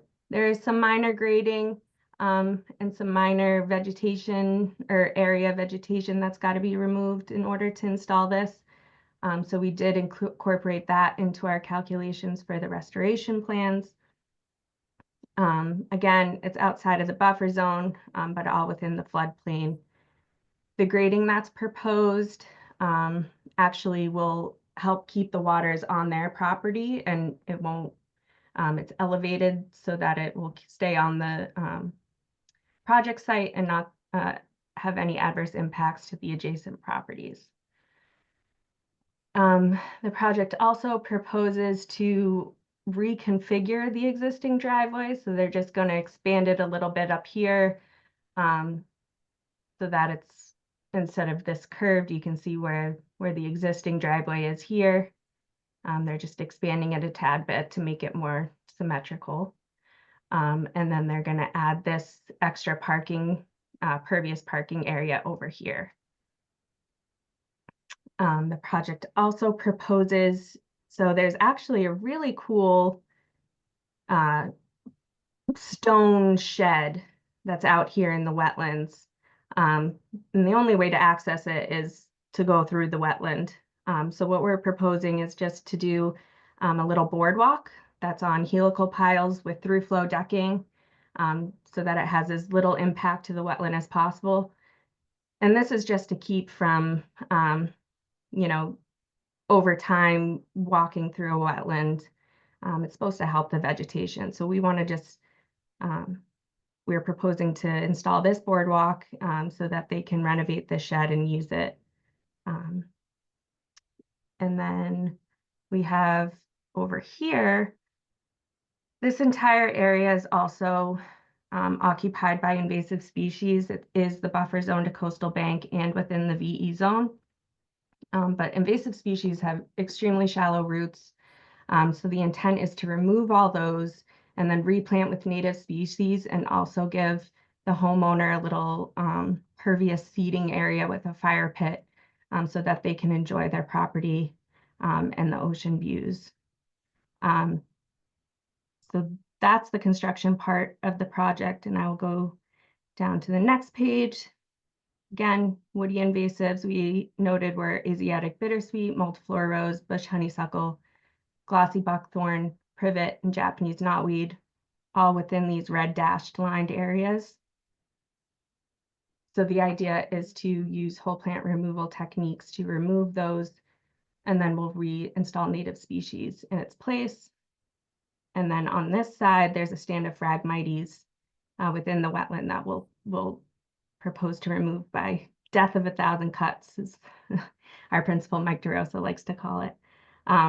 And that stresses out the population, and then it allows us to replant with native species to reoccupy the area.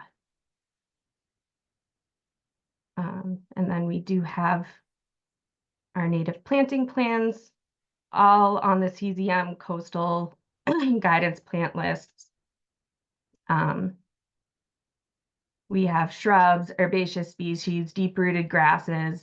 We have 3 different tree species: red oak, black tupelo, red maple.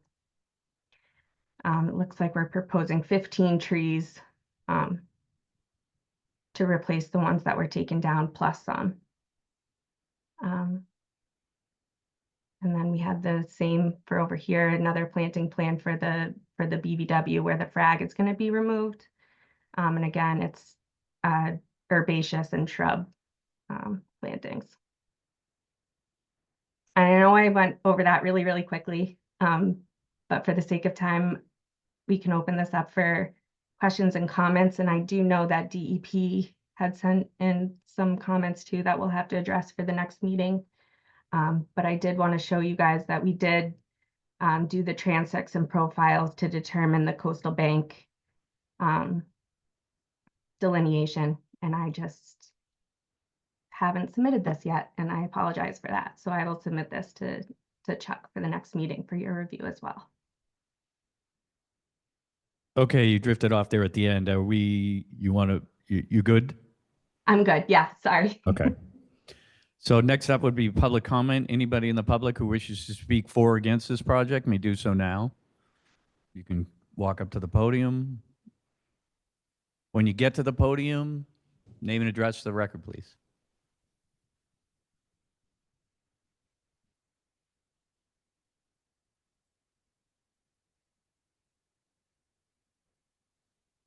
By tapping it, it might not be. No? Yep, Okay, now. thank you. Name and address for the record. My name is Mark Poulin, 84 High Popples Road in Gloucester. For the record, I do serve on an open space committee with one of the members on the board. I'm not speaking on behalf of any open space properties tonight or anything like that. So it's just as a citizen. So I am against this, particularly the 145 side. I have no objections with anything on the other side of Atlantic Road. I know that the homeowner is doing a wonderful job restoring that property. This is really all about, putting a man-made, stain, if you will, on a undisturbed 1.5 mile piece of property that we fought very hard for 10 years ago to try to protect some lots. And I have here the Atlantic Road Overlay District that was put in place in 2015. No building permit shall be issued for construction in the A-ROD except on the approval of a special permit issued by City Council. So my question to you, and you can answer it later, is would that be after? Like what I would understand the process. So if you had a favorable decision on this 145 part of the property, would it then go to City Council permit? So that's a question for later. Second, I have the most recent floodplain overlay district that talks about no development in a VE zone.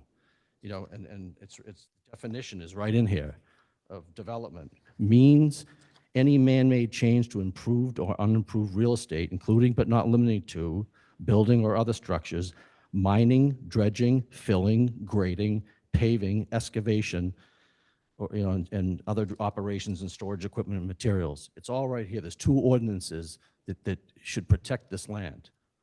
And there is really there's no need for a fire pit on the ocean outside. You're never gonna be able to build a fire. I've been living there for 30 years. It's windy. You can't even get a fire to start out there, right? And the parking lot and curb cuts, the curb cut associated with that. I mean, the whole thing is just, it's a wonderful thing what they're doing across the street. I drive by it 4 times a day. I admire all the restoration of the property, but hands off on the back shore, because it's hundreds of people came out to help purchase that lot, which we donated to Essex County Greenbelt, and they protect it in perpetuity. And a lot of people don't know that we even recently blocked a bench from going on that property because we put in the conservation restriction, no man-made objects. So that's why there's just a little block there with a sign on it. And they maintain it, they maintain the invasive species. So, a phone call to Essex County Greenbelt and donate your land and they'll take care of your invasive species in perpetuity. So thank you. Thank you. Next. Again, don't forget your name and address. Hello. Hi. Hi. I'm Jessica Semeraro, 1 Mansfield Court. I oppose the building of anything on 145. The rest of it is fine. We all know what happens during the first nor'easter. We've all been here for when rocks are in the middle of Atlantic Road, and that will be on the public to clean up. When that happens, could be this year, could be next, who knows? Anyway, the back shore has been enjoyed by the public for generations, and I don't understand why we keep having to defend it, but we do. And I think that it should be preserved for all to enjoy. It's a limited public resource. It is in public trust in most states, and the only reason it's not in our state is because in the 1700s, they wanted to promote industry and people were allowed to build wharfs. It wasn't meant for wealthy people to hoard natural resources. This should be for everyone to enjoy and for us to do fish fouling, and we don't do that now maybe as much on the coast, but we need to observe nature and take stewardship of it. And if it is ours to enjoy, then we will take care of it. So it behooves everyone, the owner of the property as well, to allow everyone to observe and take care of nature together. And also I want to say that Cape Ann has worked so hard, Rockport especially, to preserve the Atlantic Pathway, and I think that the residents of Cape Ann, Gloucester, should be vigilant, and we should continue that work and continue to preserve our natural resources and our right to the coastline. Thank you. Thank you.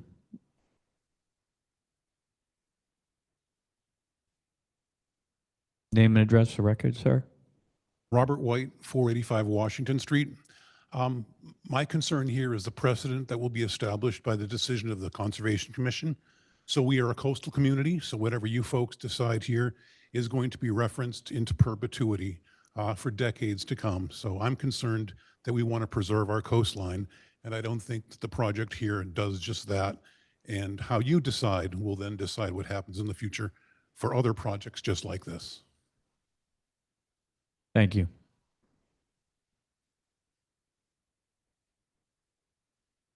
My name is Christopher Leahy, 67 Perkins Street here in Gloucester. For a little bit further identification, I'm recently retired from the Mass Audubon Society, where I was Director of Conservation for a couple of decades. Very familiar with this, well, with all of Cape Ann, really, from a naturalist point of view, et cetera.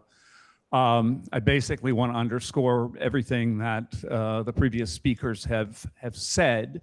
There is I would have said, an unwritten thought or regulation or concept of no building on the shore side of Atlantic Road, but there also are ordinances that, again, as I think Mark said, that were put in place when there was a proposal for a residence on the back shore. One of my areas of expertise, I've written extensively on the flora and fauna of the Rocky Coastal Zone. And while if you look at it without a naturalist's eye, you may not see much in terms of wildlife, but in fact, that whole area is extremely rich in marine invertebrates at higher tides, fish, et cetera. And any human activity that is proposed on the Atlantic side of Atlantic Road has the potential, the great potential, to add pollutants to that area, especially parking areas, driving, anything like that, fire pits or whatever, that will eventually, given the highest of high tides that we have, not to mention the even higher tides that we're going to be having in the near future, to pollute that environment. Those fish and invertebrates are not just there for themselves. They are important food sources, especially for migratory shorebirds in spring and fall, and for large numbers of wintering seafowl, waterfowl, scoters and eiders, and many other species. So I frankly find myself a little appalled that we're even talking about the idea of any kind of human development on the Atlantic side of Atlantic Road. And I tend to share, I also go by the area frequently, and I think given the presentation today that it looks like a lot of the improvements on the inland side are well thought out and in the right direction from an environmental point of view. So it's kind of good news, bad news, but I strongly would oppose the idea of any kind of human development, intervention, whatever, on the seaward side of Atlantic Road. Thank you. Thank you, sir. Again, name and address for the record, please. Marvin Cushnet, 3 Page Street. To the mic. There you go. Marvin Cushnet, 3 Page Street in Gloucester. Okay. 3 Page, you said? 3 Page, right. Okay. Thank you, sir. Last in line, everything I wanted to say has been said, eloquently, I might add. You got to speak up. That better? That's Everybody's already said everything I wanted to say, and they said it more eloquently than I could. But I would note that Mr. Wood wrote a letter to the community blog, and it was a wonderfully written letter.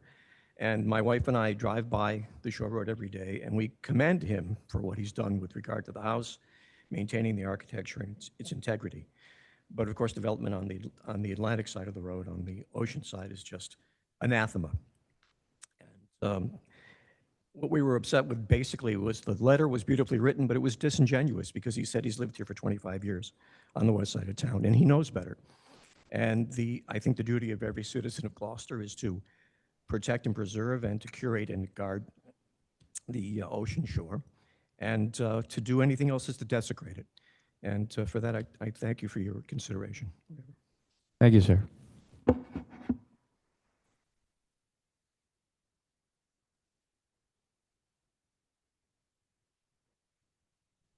Hi, I'm Carol Berkman. I live on 8 Centennial Avenue in Gloucester.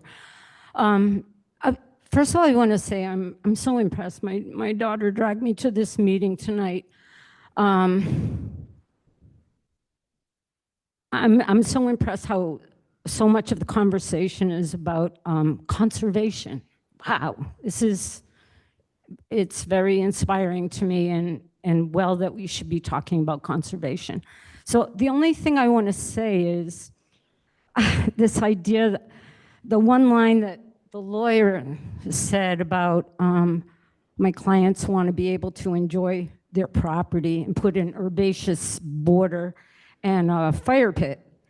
And it's just like, sometimes, you know, there's lots of properties when people want to buy a piece of property, some property is under conservation law, and the fact that they're even thinking of doing something to claim it as theirs, even though they obviously, I guess they own the property, I feel like the laws have to be more in place that somebody that buys a piece of property that abuts the ocean that we all own, we're here, we want to enjoy the view, it should be made very clear that no, you don't even put a bench there. And that's very inspiring to me that, you know, I think we should always come and fight for this whenever it comes up again and again and again. When people want to put their own, you know, they want to put their own spin on nature. You know, that part of the ocean, of the Atlantic Avenue is for all of us. It's for all of us. And just let it be and let's all enjoy it. Thank you. Thank you.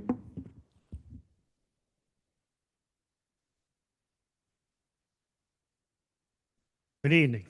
William Cuff, 169 Atlantic Road. Thank you. And I'm speaking as opposed to the development of the ocean side of Atlantic Road. You're the conservation experts. I don't really understand the overlay district and everything, but to me, it's very impractical for anything to be on that side of the road.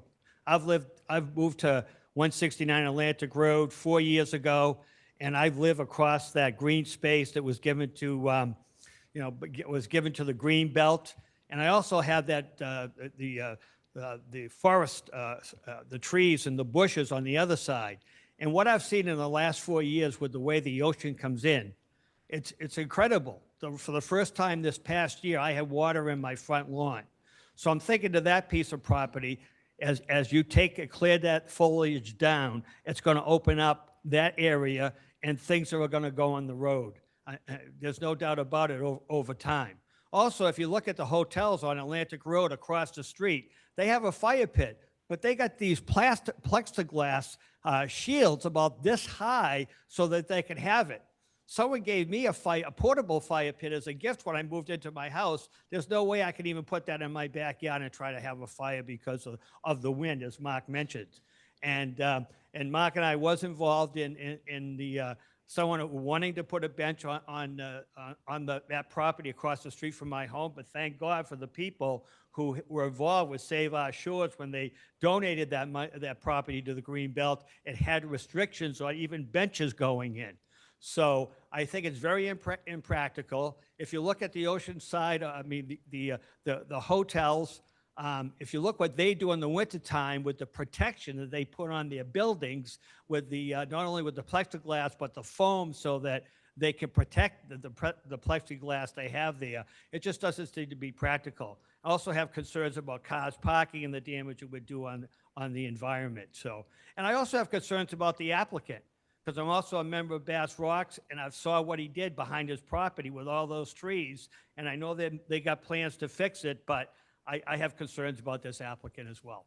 Thank you for your time, and thank you for all you do for the city of Gloucester. Thank you.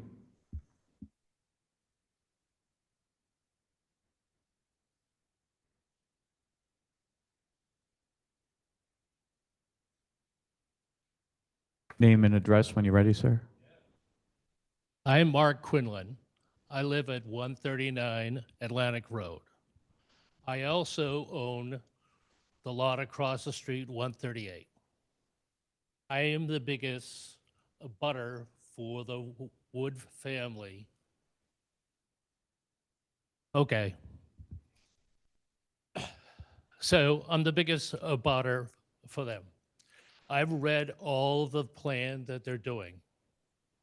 And I'm very comfortable exactly what they're doing on each side of the road. I sent a 2-page email to you guys a couple days ago of my thoughts. An interesting thing that people are concerned about is the view there. Everybody have ever stood right in front of their house, you cannot see the ocean. The brush there is between 6 feet to 12 feet high. The plan that they have is they're going to get the bad stuff out of there, the brush, and it'll be shorter. So when you're walking and you're driving, you're going to get 100 yards more in your view. Another thing is that the brush will be, the bushes that they're putting is going to be on all 4 or 5 sides. So that'll minimize the rocks getting on the road.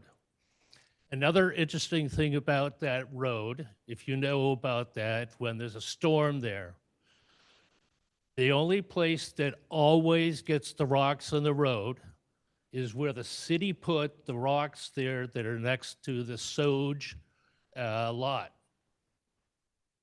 And in the 8 years that I've owned my house there, only one time I had a little road, rocks on the road in front of me. That was in 2017. We had 3 big nor'easters, and the first one was really bad.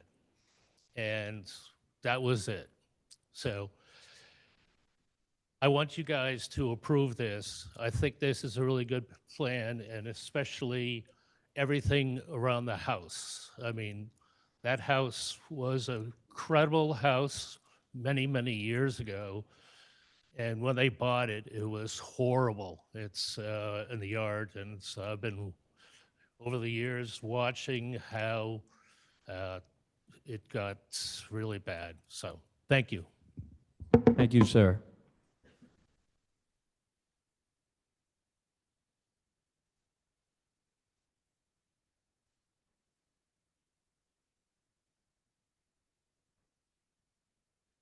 Usual stuff. Name and address for the record, please. Hello, can you hear me? Barely, if you could speak a little louder. Oh, yes.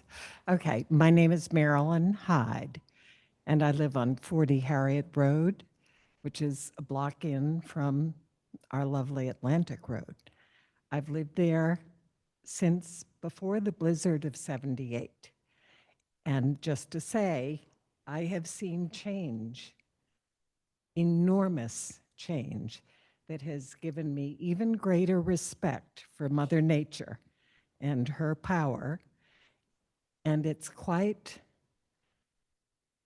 it's astonishing. Someone else used the word appalling.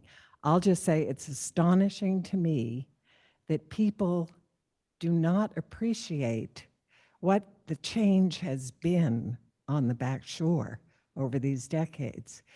When I hear people talking about putting up red oaks and maples on the ocean side, the reason there aren't any is because they cannot grow there. So replacing the vegetation that has existed there and thrived, not to all of our liking because it's not all wonderful, but it's there for a reason. It survives.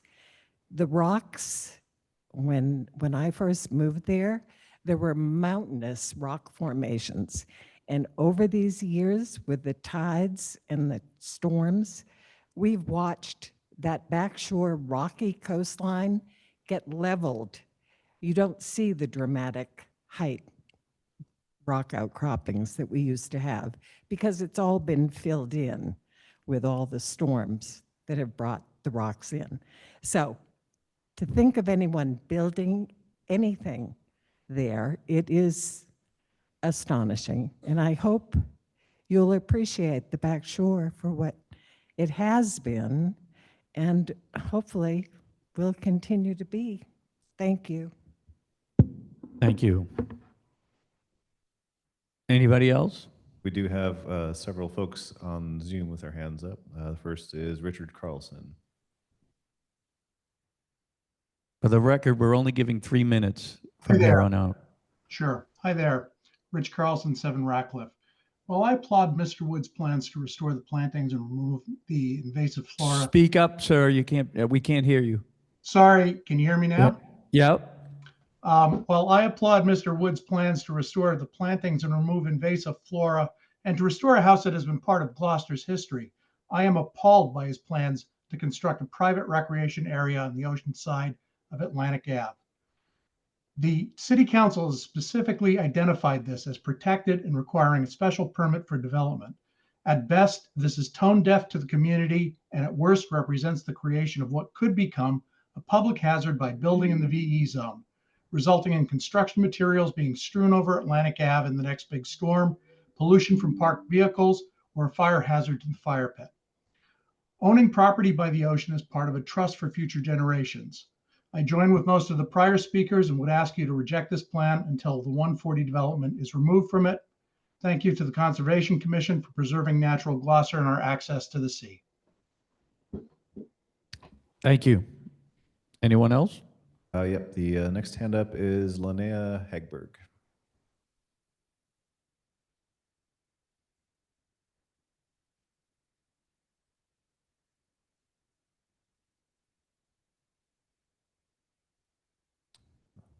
Are you there, Linnea?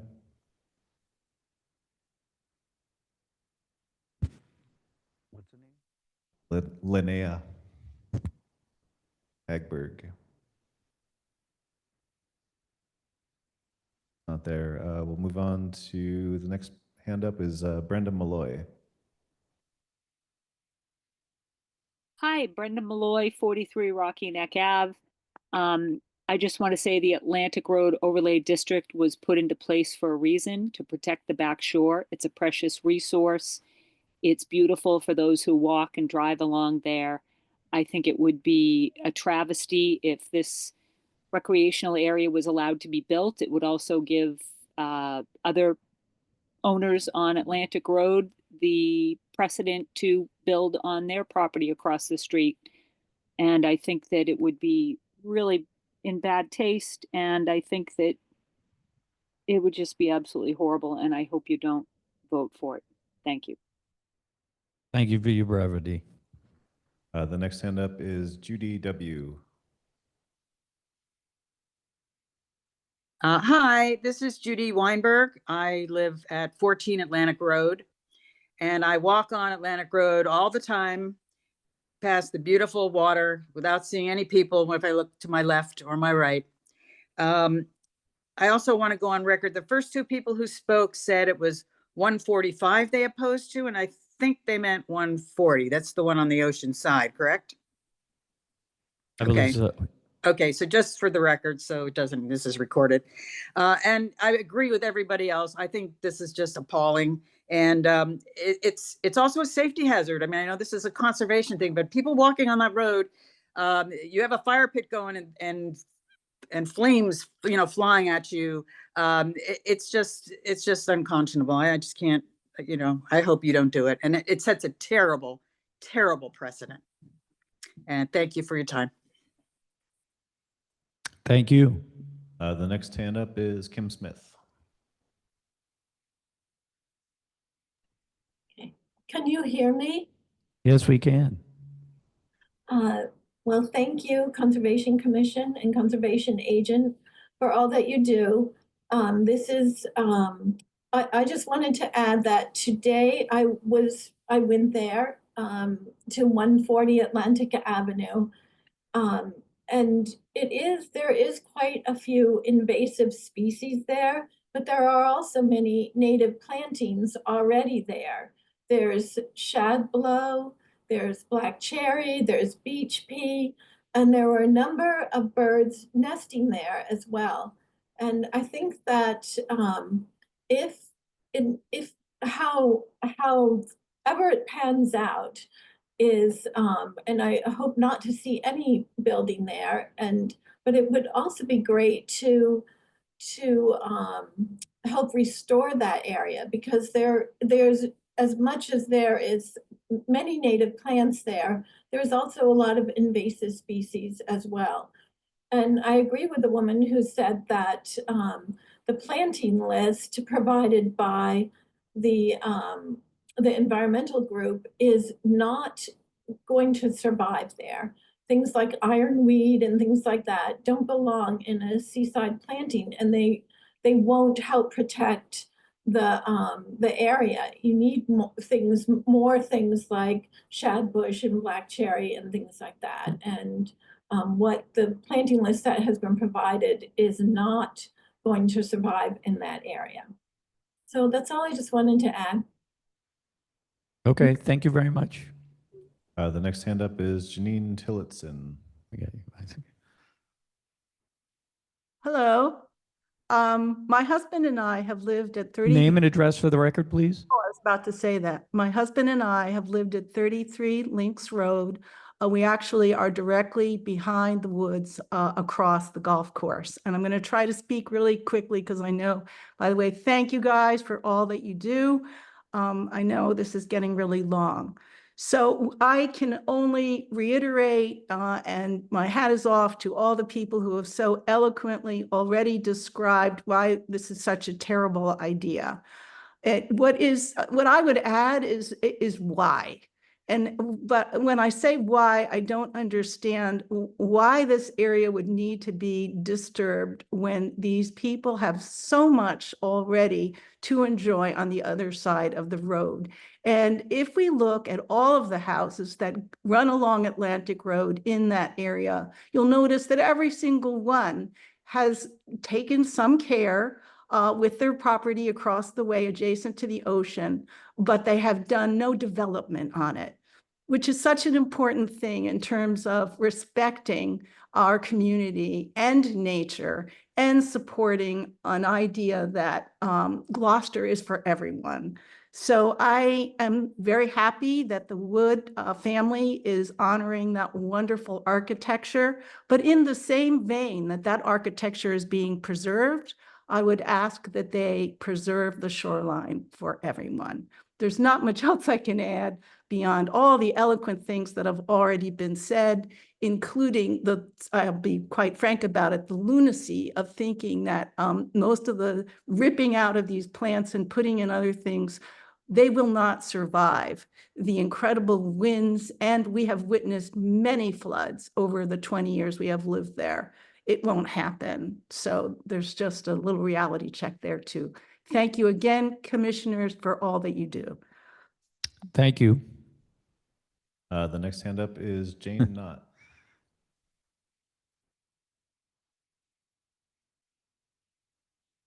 Chuck, there's someone in the back that we want to pick up on the next person. Who's been waiting. Name and address for the record? Sure. Can you hear me all right? Yep. My name is Jane Knott. My address is 29 Salt Island Road in Gloucester. And I will be brief. I appreciate everything that you're doing this evening.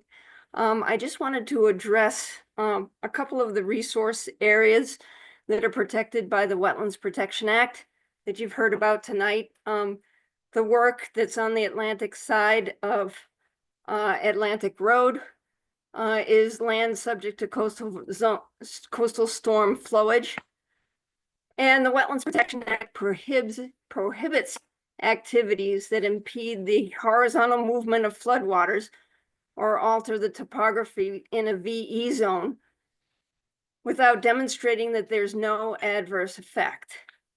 Filling and hardscaping on the coastal bank or in the buffer zone of a coastal bank within a VE zone introduces obstructions that can deflect the wave energy and reduce flood storage volume. And as it was eloquently pointed out tonight, sea levels are rising, storms are getting more intense, water levels are starting at a higher point. So flooding that we've seen in the past is just going to get worse. And to take some of this important area that provides flood storage is just doesn't make any sense. The other thing is a coastal bank. Work within 100 feet of the top of a coastal bank must not impair the bank's stability or its storm damage prevention function, which in this case is many things, but one thing is Atlantic Road. As an environmental engineer working with sea level rise and infrastructure, I work daily with trying to prevent storm flowage from damaging roads. And this is a prime example of a road that will be damaged by increased flooding.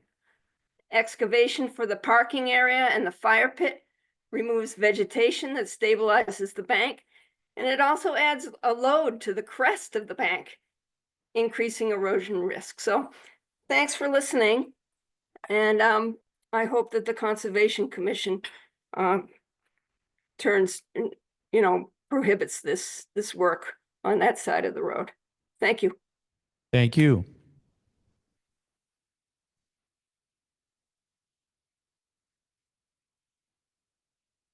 Name and address for the record, please. Abbott. Is it on? Yep. Okay.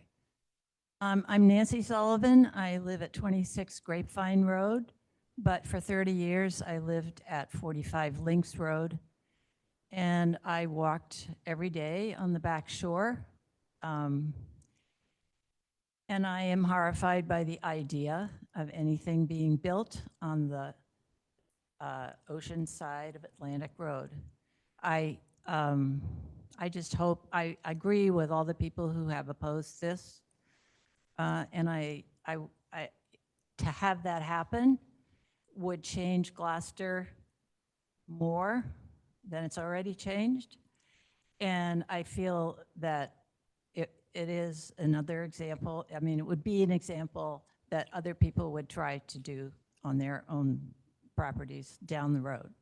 So I'm hoping that you will reject any development on the ocean side of Atlantic Road. Thank you. Thank you. The next hand up on the Zoom is Josh Tillotson.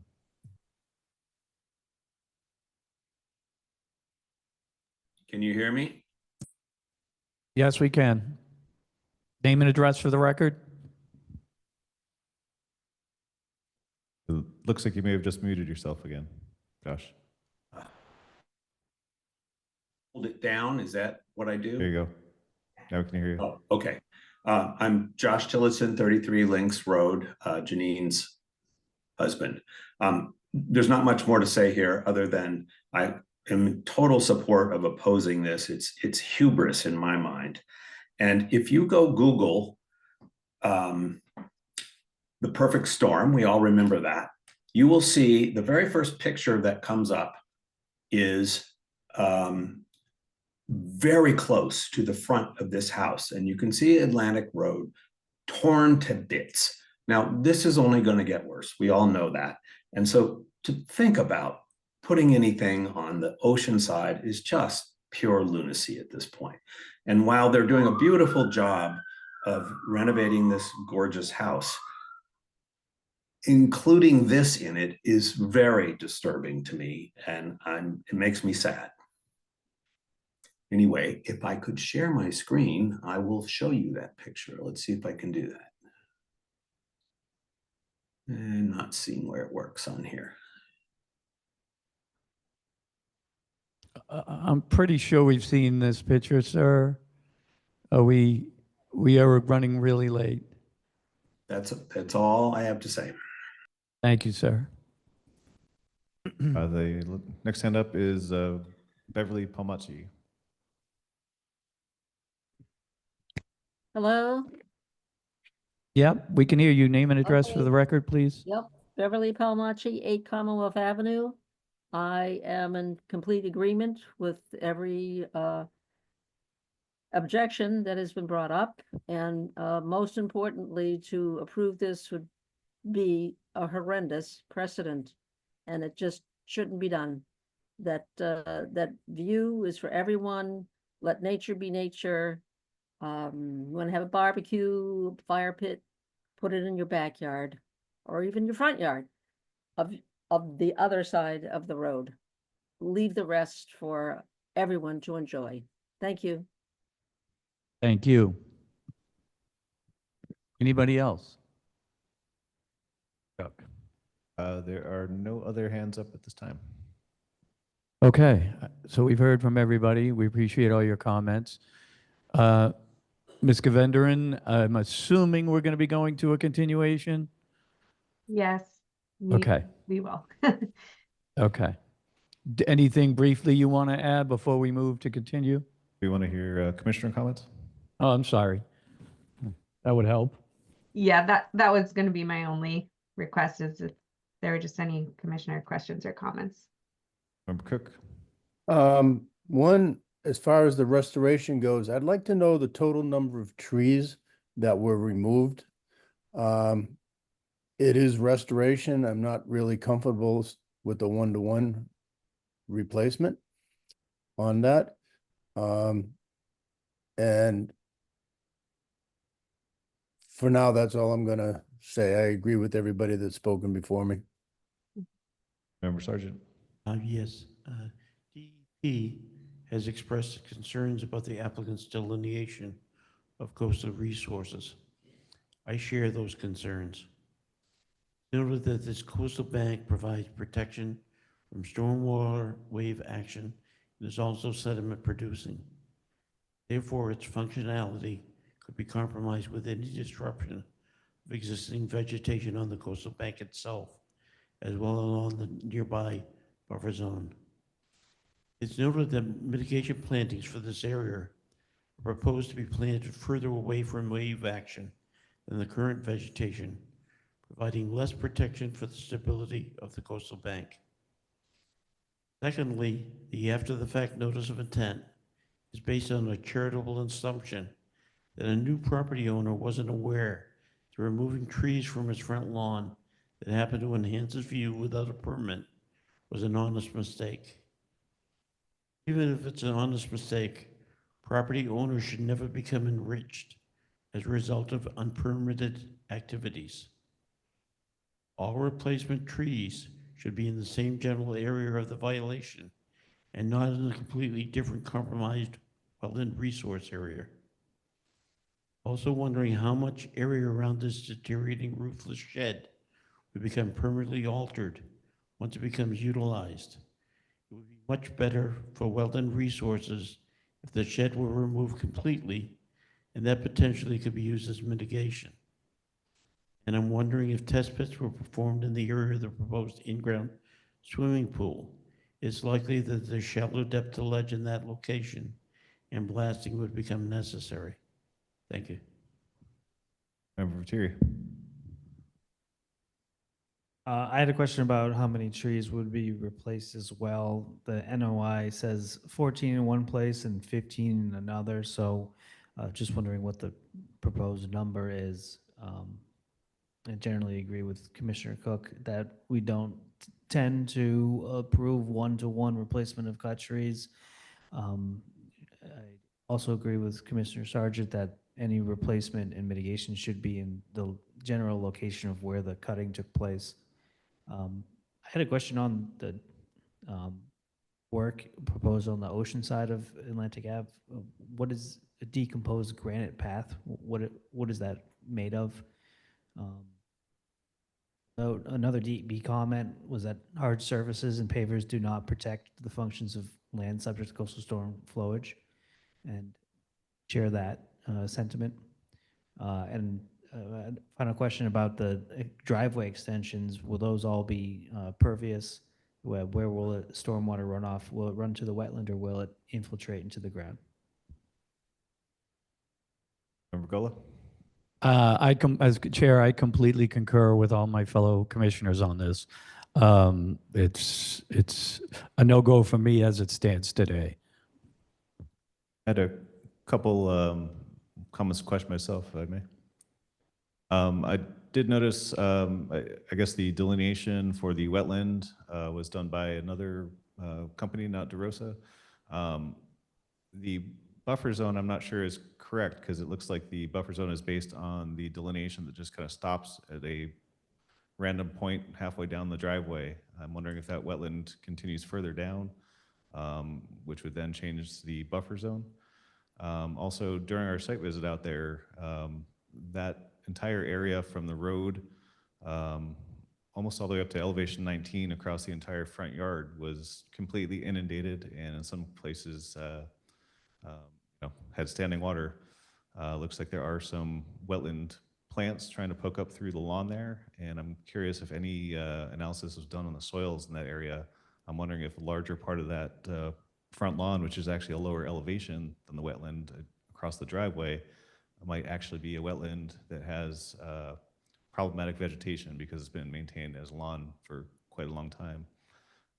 Also, I noted from pictures from Google Earth Street View, you can see there are quite a number of trees that were existing in that parcel. So it's not just shrubs and low-growing ground cover that was removed. There were definitely some additional trees removed from that location. So, Thanks, Chuck.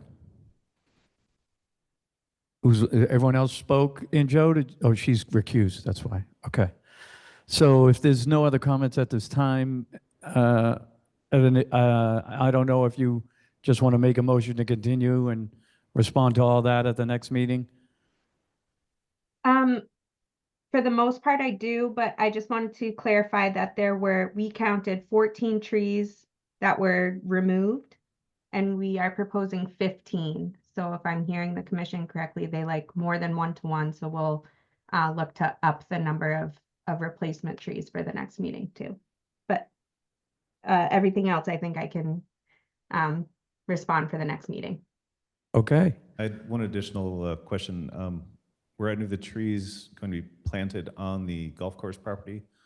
In which case we'd want to have some letter or something from them saying that they're okay with that. So they signed the WP Form 3 Okay, as property owners, because there are going to be some replacement trees on their property, Bass Rocks. Okay, thanks. Okay, with that, we want to get a motion to continue the project to, how long do you want to go? 3 weeks, 2 weeks? Let's just do the next meeting for now, and if I have to push it down, I'll request another continuance. Yeah. Okay. Commissioner- Bill, Commissioner you Cook- want to move this? Commissioner Cook moves to move NOI 028-3056 at 38 Beach Road, 8R Sherman Road, 140 and 145 Atlantic Road to the meeting of May 21st. Commissioner Sargent seconds. Roll call, Member Cook, Yes. Member Sargent, Yes. Member of Thierry, Yes. Member Gullo. Yes. Okay. We'll see you in a few weeks, or 2 weeks. Okay, thank you very much. For the Thank record, you. Commissioner Jackson has returned. Can we go for a 5-minute recess? Like,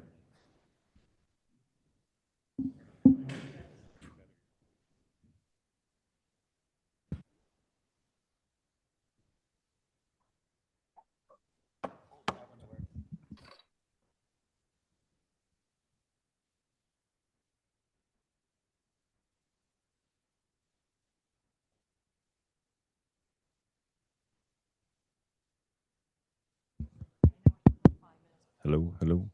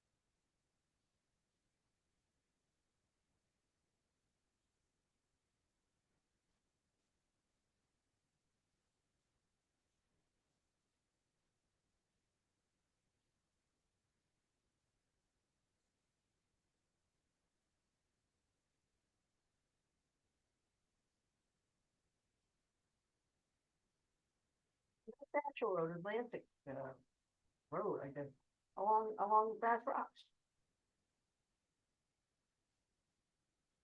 Oh, did I say Thatcher? I don't know. Don't listen to me. I'm babbling.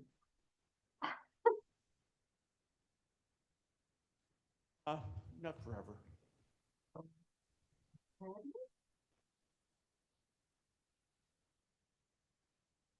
Are we talking about I on like you Atlantic Road? using the word bog. Along Bass Rocks? Bog. Yeah, the people who are refurbishing a house and putting, I think, a swimming pool and God knows what all around the house, they want to go over to the other side, like that other idiot, was years ago. I thought they are rezoned, saying that no one could ever do anything there.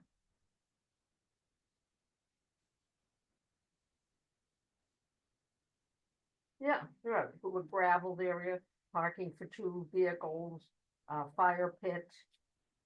It's just, it's ludicrous. It's just ludicrous. I hope a lot of people wrote in against, opposed. People called in opposed, and they were very eloquent and had a whole lot of things to say about it. To me, it was like, okay, I just said I agree with everyone who opposed, and for the reasons they are opposed, and it would set a terrible precedent. So I'm against it.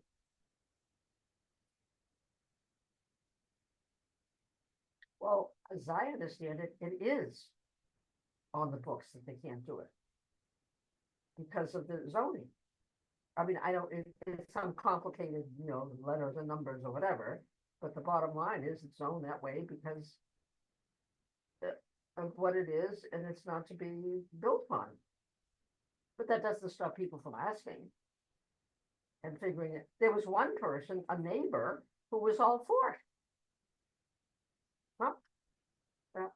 And he was saying from across from 140, there is no view, it's high, and blah, blah, blah, blah, there's invasive plantings there anyway, and it's not gonna bother anybody, and blah, blah, blah. I couldn't believe it. Some fool lives next door.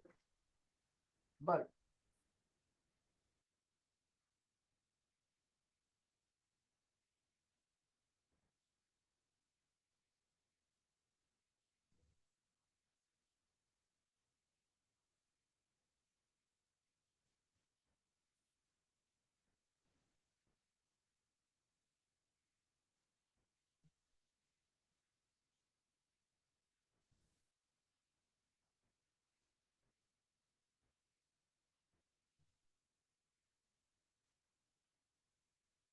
Hello? Oh, yeah, it is. Okay. Next up is, where are you? 84 Thatcher? Yes. The next up is notice of intent 0283060 84 Thatcher Road. Julie Lopes for reconstruction of a dwelling on piles in land subject to coastal storm flowage buffer zone to bordering vegetated wetland. Dan Ottenheimer from Mill River Consulting representing. There we go. We're in action. Commissioners, good evening. Can you hear me okay? We can. We just had a very, very long meeting. Okay, so you heard. Your patience is greatly appreciated. This one I do not think will be long nor controversial. I think this one's a home run right out of the gate, but obviously that's for you all to decide. So can I share a bit with you and then? Yeah, did we get your name and address for the record? I'm sorry, Commissioners, thank you. Dan Ottenheimer, engineer with Mill River Consulting, 6 Sargent Street in Gloucester. And I'm here representing Julie Lopes. She's the owner of 84 Thatcher Road. So just to orient you, here's Thatcher Road, here's Witham Street. Here is the site of formerly the best sub shop that Gloucester has ever had, Amelia's, and now a series of condos. And this is the existing house at 84 Thatcher Road. So the plan is to remove the existing house, the above ground pool, the deck, the porch, everything, and rebuild a new house. This is a net win all the way around in the Conservation Commission purview. Part of it is the parcel is in land subject to coastal storm flowage, as you can see here. Here is the existing house with the full foundation that we're going to be taking out of the flood zone. Here's the back, the full swimming pool that we're going to be eliminating. And here is the back as well, showing the full foundation that's in the flood zone that we're going to be eliminating. So the parcel itself is just over 6,000 square feet. Currently, there's over 2,300 square feet in the land subject to coastal storm flowage. We're going to take that out. The only thing that we're going to be putting is obviously support posts and stairs that need to connect the ground to the house, but the house itself is going to be constructed above land subject to coastal storm flowage. And there's currently over 600 square feet of swimming pool and other structure that's in the wetlands buffer zone that we're going to take out. So I think it's a net win all the way around. The work zone will be surrounded by straw wattle, and this has gone to the Zoning Board of Appeals, and they have approved it already. So that's the project. Okay, next up would be normally public comment, but we have no public. We do have them on Zoom still. Oh, okay. So put that name up and let's. Well, just reminding you, we do have folks on Zoom, but we don't have any hands up at this moment. Okay. So why don't we do commissioner comments? Member Cook? I have no comments on this. Member Sargent? Comment. Member Viteri? A couple questions. What's the plan for the previous impervious areas that are being removed? Will those be restored?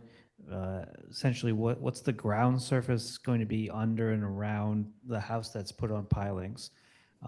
Second question, what measures are going to be in place to prevent disturbance of site conditions if flooding occurs during construction before the site is stabilized? On a related condition would be that the construction dumpster shall be covered at the end of each workday.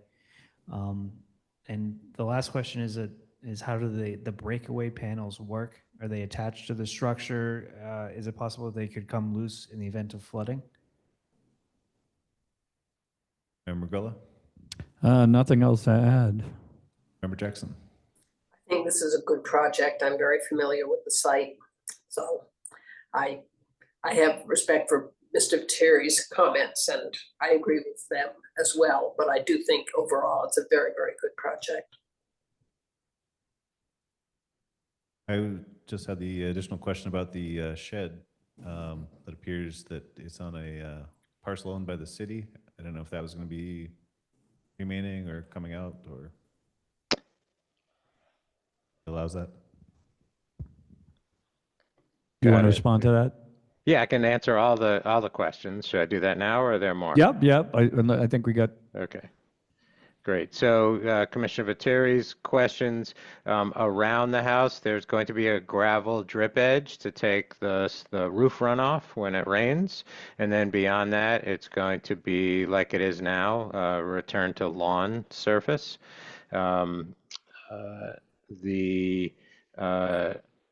Construction, we specifically are calling for a construction dumpster rather than any stockpiling of material that is being unused or that needs to be disposed of. So if there is a major storm predicted, they can very easily call for the removal of that dumpster during the construction process to prevent any debris from potentially migrating away. And then the breakaway panels themselves, they don't technically break away. They're hinged, so they open up, but they give the visual appearance almost of being a wall. So it doesn't look awkward, because remember you're going to deal with a house that's 6 or 7 feet above the ground surface around it. So this is just a visual way of kind of hiding things, but in the not hiding it, but making it so that it's more looks like a more traditional house. But in the event of a flooding event, they're hinged and they open up and allow water through them.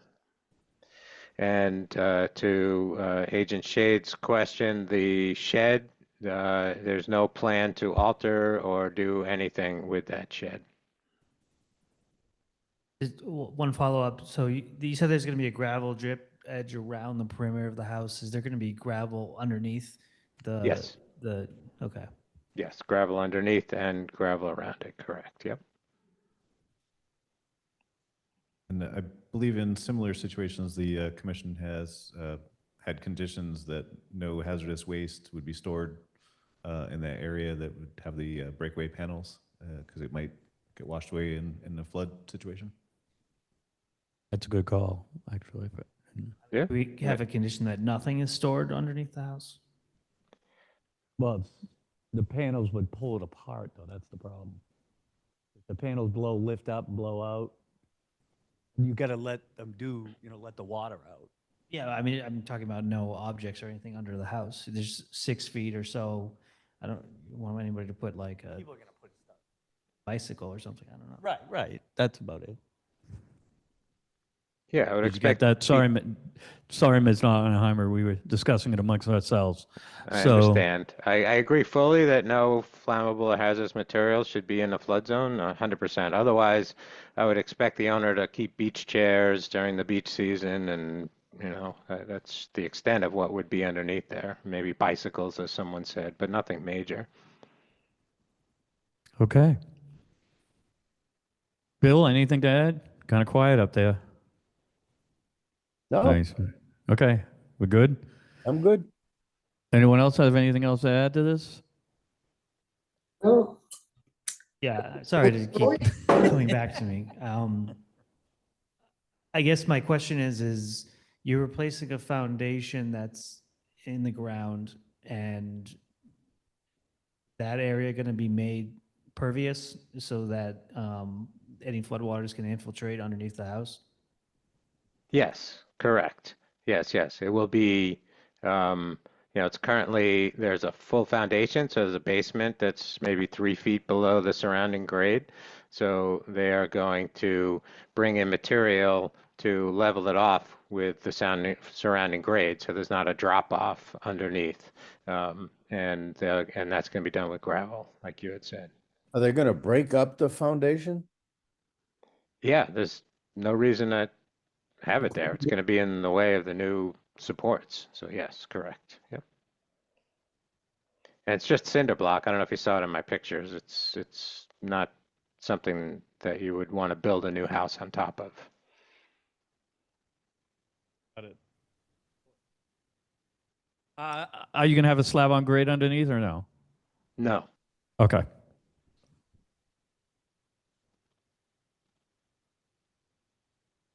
Okay. Commissioners, anything else to add? no, shall we move forward? I think so.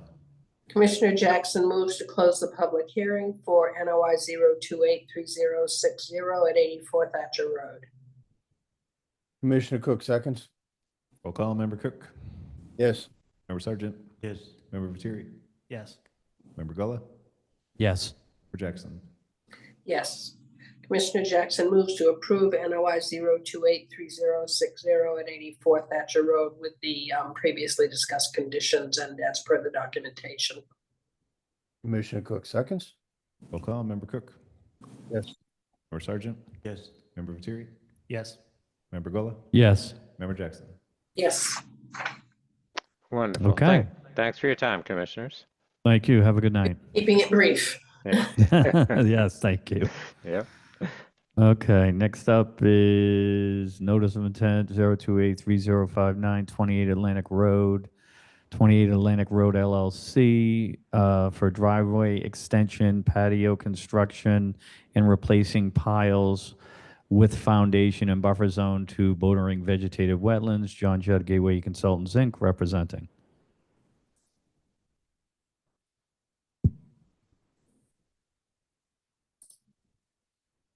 Thank you, Mr. Chairman, members of the commission. For the record, John Judd, engineer with Gateway Consultants, representing the applicant for this property at 28 Atlantic Road.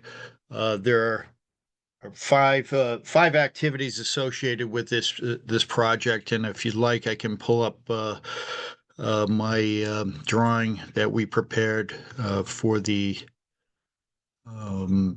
project. This is a buffer zone notice of intent. I'm assuming you Yeah, can see if the you could, plan. Yeah, if you could put it up, that would be good. Yep, can you see that, Mr. Chairman? No, we see you, that's it. Okay.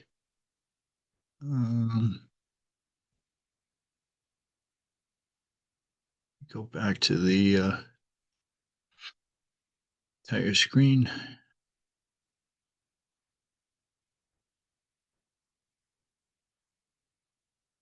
All right, so let me add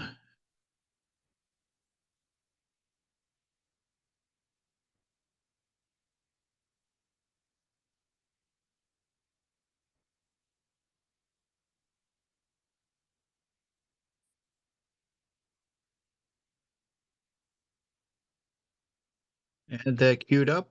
Sorry about that. No, we're not seeing anything except a banner saying John Judd Crane. I can pull it up on my computer if you want, John. Yeah, that'd be Why don't we great. do Thanks. that? It's pretty straightforward, but yeah, that would be helpful.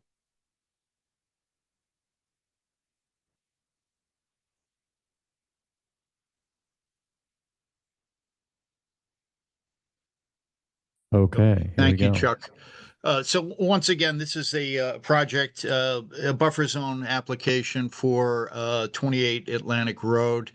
The proposed activities on this project include replacing the existing deck. You can see it's an overhead deck, elevated deck that's shown there, 237 square feet that would replace the base. That's the dimensions on that are approximately 20 by 12. There's an existing deck that would come down.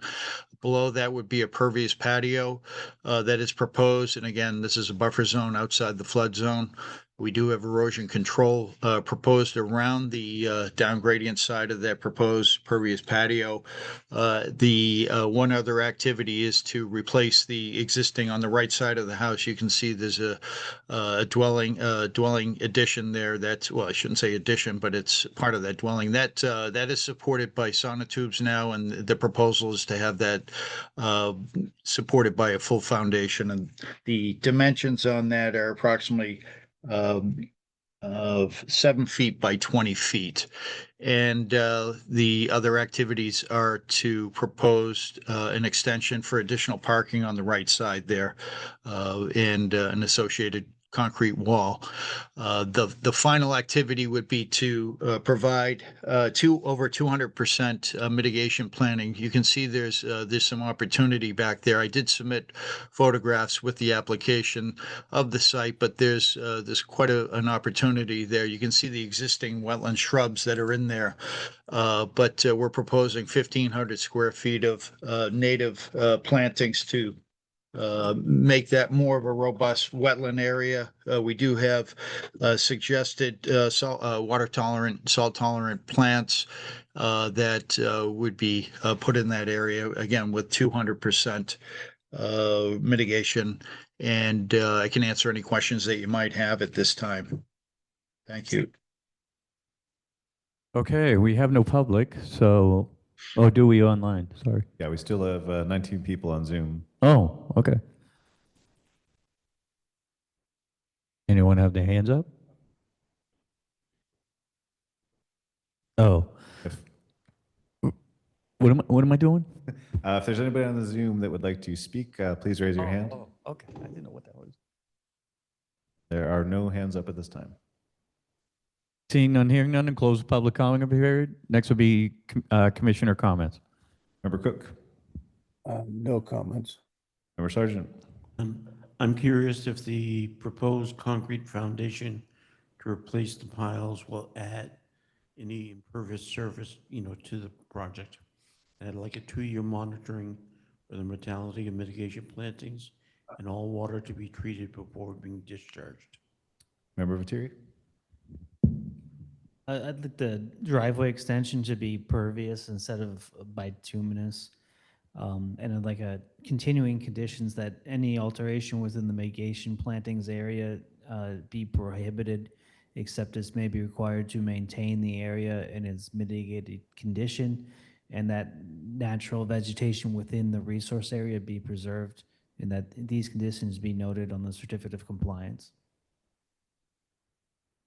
Philip. Nothing else to add at this time. Member Jackson. No additional comments. Okay. Bill, are you good? Yeah. Okay. Everyone else? Want to move this? Sure. Can Commissioner I have Jack. John respond to the questions? Oh, yeah. If I could briefly, Mr. Sergeant asked if there was any additional impervious. There is not. It's just the foundation that would be replaced. There is an existing asphalt roof over that portion of the building, so there would be nothing there. But the other conditions as required or recommended by Mr. Vetri are acceptable. There are different techniques for that driveway extension to be permeable.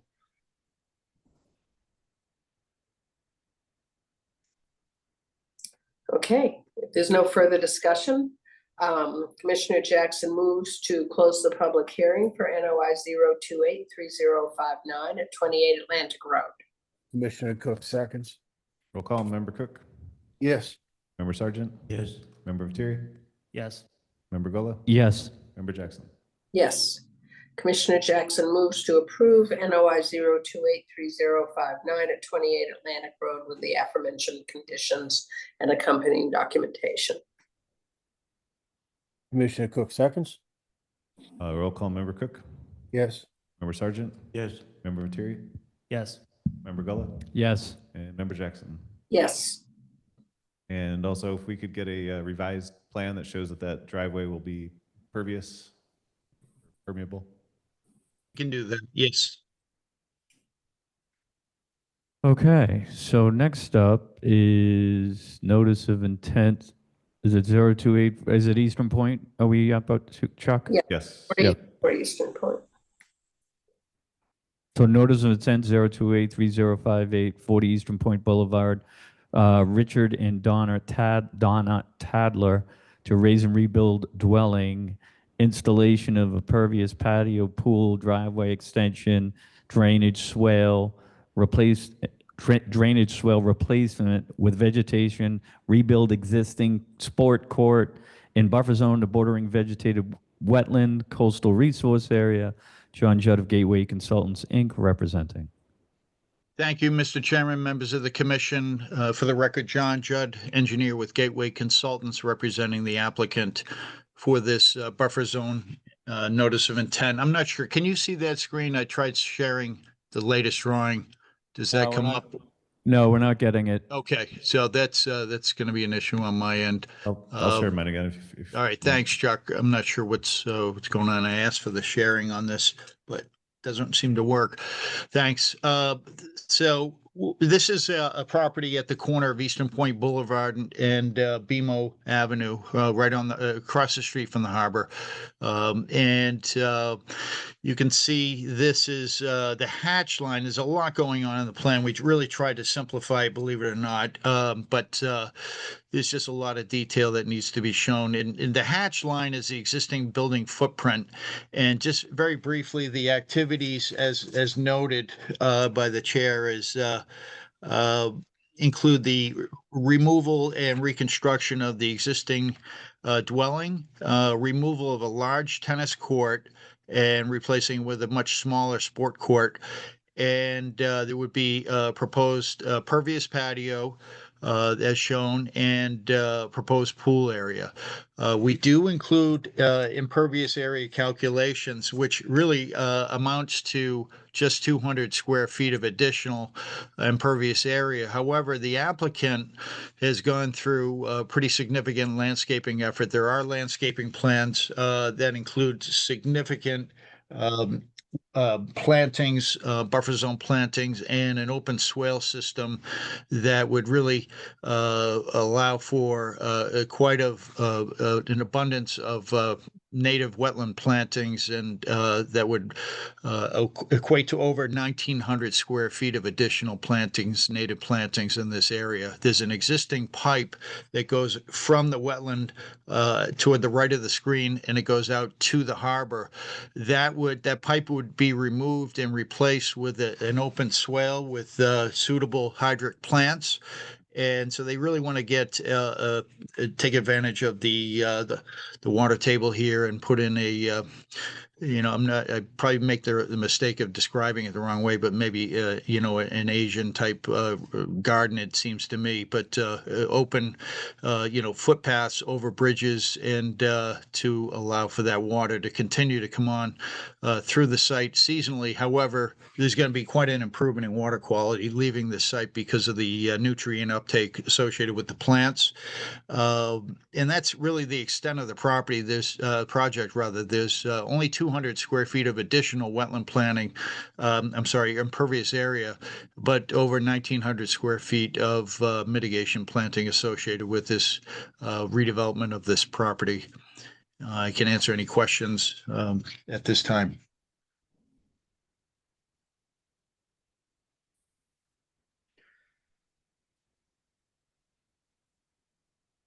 Looks like we do have one hand up on the Zoom.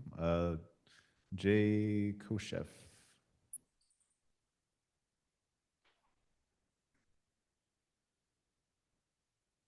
Can you hear me? Yep, name and address for the record, please. Sure. John and Chris Koshef, 42 Eastern Point Boulevard, and we are one of the primary abutters. Okay.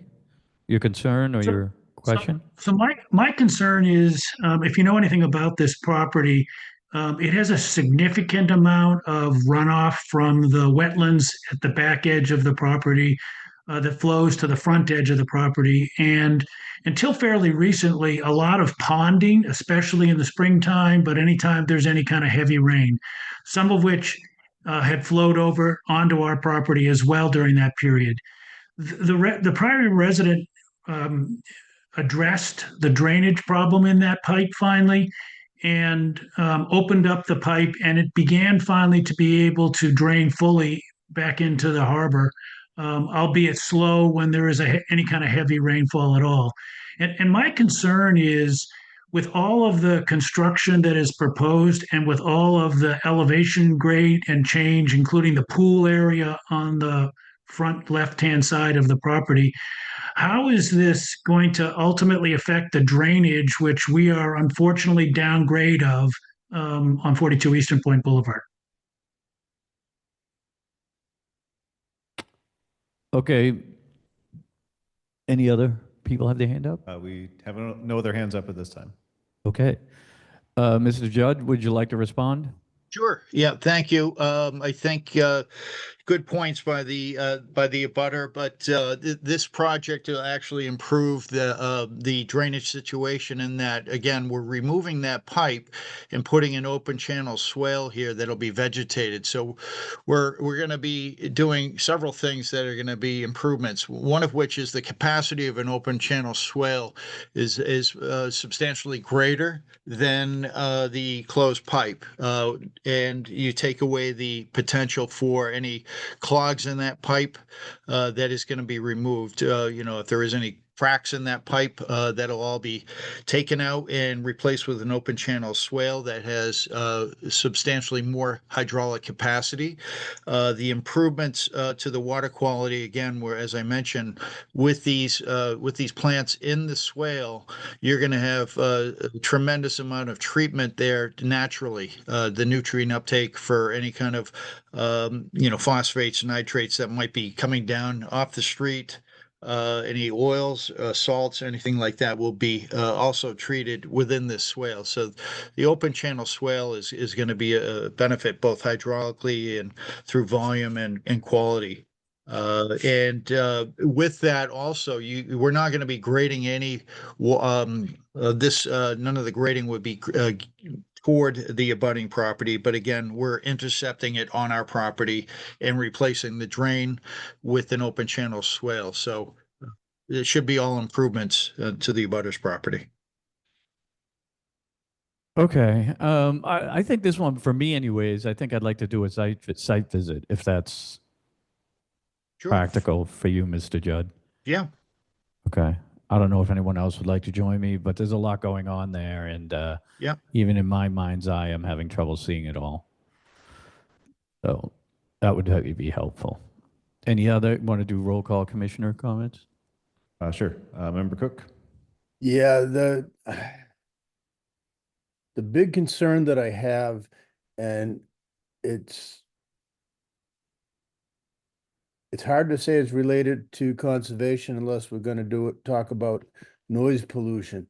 I'm very concerned that the proposed court is a pickleball court. Unless the applicant's willing to say, will be not used for pickleball, I'm really concerned about that. The rest of the project, not so much, but anytime somebody talks about putting a sport court in a residential area, I get concerned. Member Sargent? Thank you for proposing to daylight a drainage swale. This lot is mapped as having Sudbury soils with a water table around 20 inches in late fall to early spring, much lower in the summer and early fall. It's noted that Sudbury soils, quote, are not suited to wetland habitat because it's too dry in the summer, end quote. Are there any soil logs or soil cores in the proposed area of hydric soils? Some of the proposed plantings in the hydric drainage swale are obligate species and are unlikely to survive unless they're planted in an area where hydric soils already exist. I suggest that all planting in the proposed wetland area be facultative and not obligate species, and therefore there be a 2-year monitoring for the mortality of all mitigation plantings. All dewatering must be adequately treated before being discharged, and because this property is served by an on-site wastewater disposal system, the health department must formally sign off on the project. Thank you. Member Thierry? Yeah, I had kind of a general concern about moving the house and the driveway closer to the resource area within the buffer zone. I have a question that whether the drainage swale is essentially going to be an intermittent stream. And then a couple questions on the plan. Where does the area drained by the pool empty to? I couldn't tell where the outlet was for that. Where are the septic tank and pump chamber proposed to be relocated? And can you add calculations for impervious surface before or existing and after, just for the buffer zone only? I wasn't clear if your comparison was for the whole lot or the buffer zone. And I think I'd like to see some mitigation plantings proposed around the actual wetland resource area. Member Gullah? Nothing further to add at this time. Member Jackson? No additional comments. I do think a site visit is a good idea. I generally support the project, but there's a lot going on that site. Okay, if you want to respond to a few of these, Mr. Judd, that's Yeah, fine. I could do that very quickly. Okay. We're okay with the site visit. So at your convenience, we'll be there. We'll have someone there. I'll be there. As far as Mr. Cook's comments, we're going to have a significantly small, there's a huge tennis court out there now, Bill. So that's going to go away. I don't know what type of activities are planned on the sports court. I don't know if it's going to be, aerobics. I really don't know. All I know is it's a sport court that's proposed. But when you do the site visit, you'll see it's a pretty significant reduction in impervious area that is proposed there. As far as Mr. Sargent's concerns, I'll bring up those to the landscape architect. As far as soil logs, we already did soil logs. We have a seasonal high water table associated with the original testing that was out there. I'm not sure if Dave was there with me when we designed that years ago, but we did some additional test pits because they were very interested in keeping the crawl space above the water table. When I say they, the architects. As far as plants being facultative wet, I don't think that'll be an issue, and I'll go over that with the landscape architect. And as far as Peter's comments, moving the house closer to the wetland was his concern. We can take a look at that again, but I believe the totality is, again, we're proposing 200 square feet on the site. of increased impervious area with over 1,900 square feet of planting. So I don't see that being an issue. Septic tank relocations, I believe, are shown on the plan. And not sure what there was a few other comments from Peter. I tried writing them all down. The pool discharge. I think that was the concern that you had there. And we'll address that at the next hearing. Proposed area drain near the pool. I'm sorry, Peter? The proposed area drain that's to the southwest of the pool. Okay, where that's discharged. Okay, area drain. Okay. Yep. Okay, so we can talk a bit about this at the site visit and the next hearing. I know you have you've had a long night, and we've written down all the concerns. Excellent. Excellent. Thank you. All right. So you want to move to continue to 2 weeks, a week? I mean, That'd be great. Yeah, the next meeting if possible. Okay. If assuming we can get a site visit at your earliest convenience. Yeah, it's much better weather after, I think, this coming Friday after that. Yep. So I think we can easily make it work. I know I can, I should say. Commissioner Jackson moves to continue NOI 0283058 at 40 Eastern Point Boulevard to the Conservation Commission meeting May 21st, 2025. Commissioner Cook seconds. Roll call, Member Cook, Yes. Member Sargent, Yes. Member Fatiri, Yes. Member Gola, Yes. Member Jackson. Yes. Okay, we'll see you in a little bit. Yep, thank you. Thank you. Next up is an amendment, correct? It is. Yes. Yep. Okay, so we had amendment 0282803, 15 Horton Street, Robert and Philly Cohen to amend. Cohen, yep.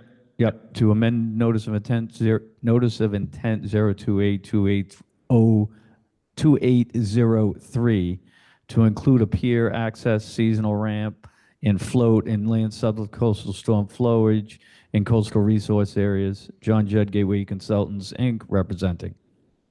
Thank you, Mr. Chairman, members of the commission. This is as pointed out by the chair, a proposed amendment to the previous order of conditions that were issued for this house rebuild. They have not applied for a certificate of compliance, so we thought it'd be the best way to ask for an amendment to the previous order.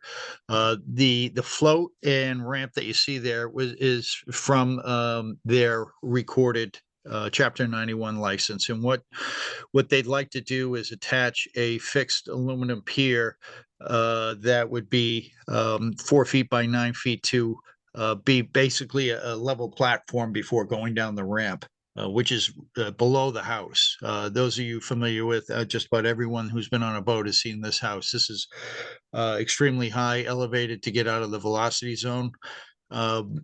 And it's directly, it's fairly close to the paint factory on the harbor, the going toward the inner harbor. But yeah, that's really the extent of it. Is proposed fixed 4x9 aluminum pier. And I can answer any questions you might have.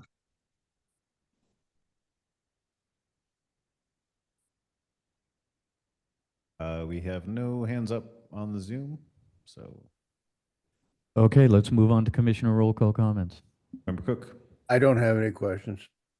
Sergeant, No comment. Member Fatiri, No comments. Member Gola, No comment. Member Jackson. I have no comment. It sounds like everybody's in agreement that this qualifies for an amendment. Agreed. Okay, okay. Then shall we move on? I think we should.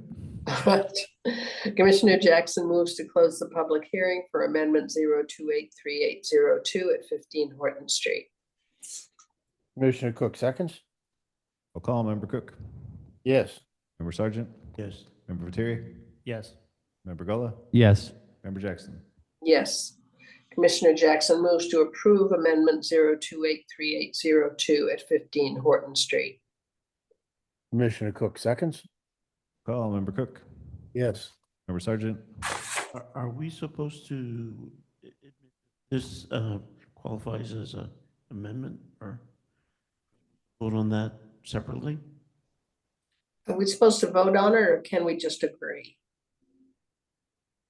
It sounded like, hang on, I've got Alicia's email right here.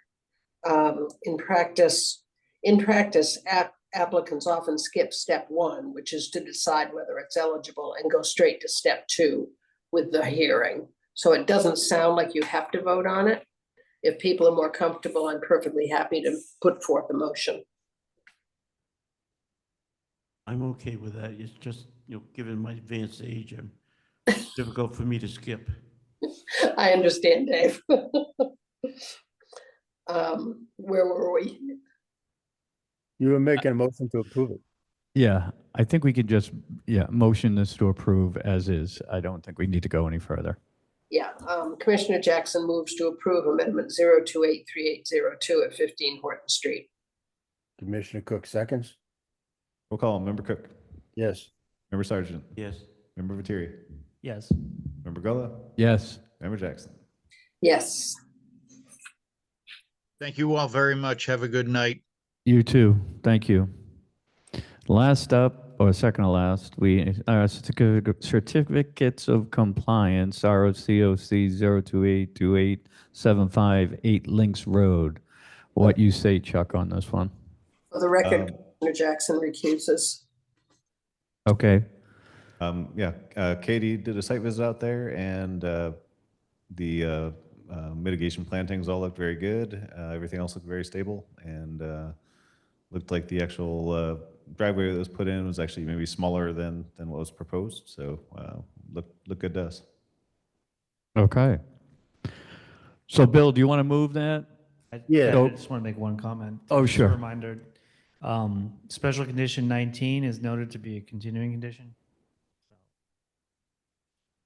Make sure that gets there. Say that again? There's a continuing condition that we will add to the certificate of compliance. Okay. All right. We're all good? We're going to move that? Yes. Bill? Commissioner Cook moves to approve RCOC 0282875 for 8 Links Road. Commissioner Sergeant, seconds? Roll call, Member Cook, Yes. Member Sergeant, Yes. Member Viteri, Yes. and Member Gullo. Yes. Okay, we had a review for the whistle stop at the last meeting, so I guess we're covered there. But I would suggest again, Chuck, I mentioned it to you, that we are looking a little bad in the sense that we're not really letting the neighborhood know that we really have done some work. We have the tree plantings and, everything we got from the last meeting. We should update in a simple form for the people who live near Whistle Stop. Yep, I will reach out to them and get a schedule of what they're proposing to do. That'd be great. It doesn't have to be over the top, just so, let them know they can see that, we've done stuff. We're not just twiddling our thumbs. Yep.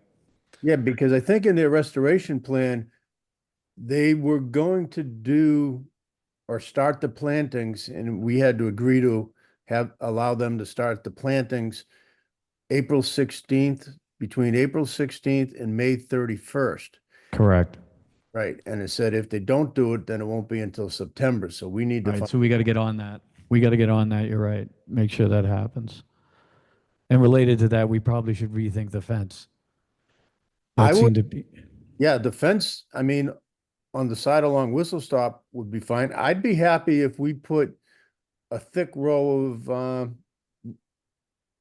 eastern red cedar along the other side. Acts as a great habitat and it acts as a nice wall. I'll look into that. That makes sense. Yes, something like that, because they're trying to keep people out, which is a laudable goal, because if people are in there, wildlife is not going to be. So I think some kind of a natural barrier would be appropriate. Yeah, agree. not Aphrodite's, but Yeah, it was yeah. Goddard because Goddard is when they were doing the one, I think it was for the shopping center. They're the ones that strongly recommended Easton Red Cedars. Because, the type of plant that it is, and the fact that it has the berries and stuff like that. So, Yeah, we could actually go back to, who's the specialist on that? What's his name right there? He's good. I like him a lot. Power, was that it? No, that was a different one. The gentleman, he did the one over on Way on Atlantic first. Yeah, Yeah, he's doing this. Mark Reynolds, yeah. If we circle back with him, I bet you he can tell us what other people have done for, protection and buffering. Yeah, I'll reach out to him on that. That's good. He's Something really on this good. I side. really like him. He's good. The one final item that came up, I had folks from DPW and the city engineers reach out to me. There is a beaver dam that's constructed just downstream from Klondike Reservoir, I believe, over on Corey Street, Corey Road, Corey Street. And it is raising the water level and potentially going to impact a culvert that goes under the roadway there.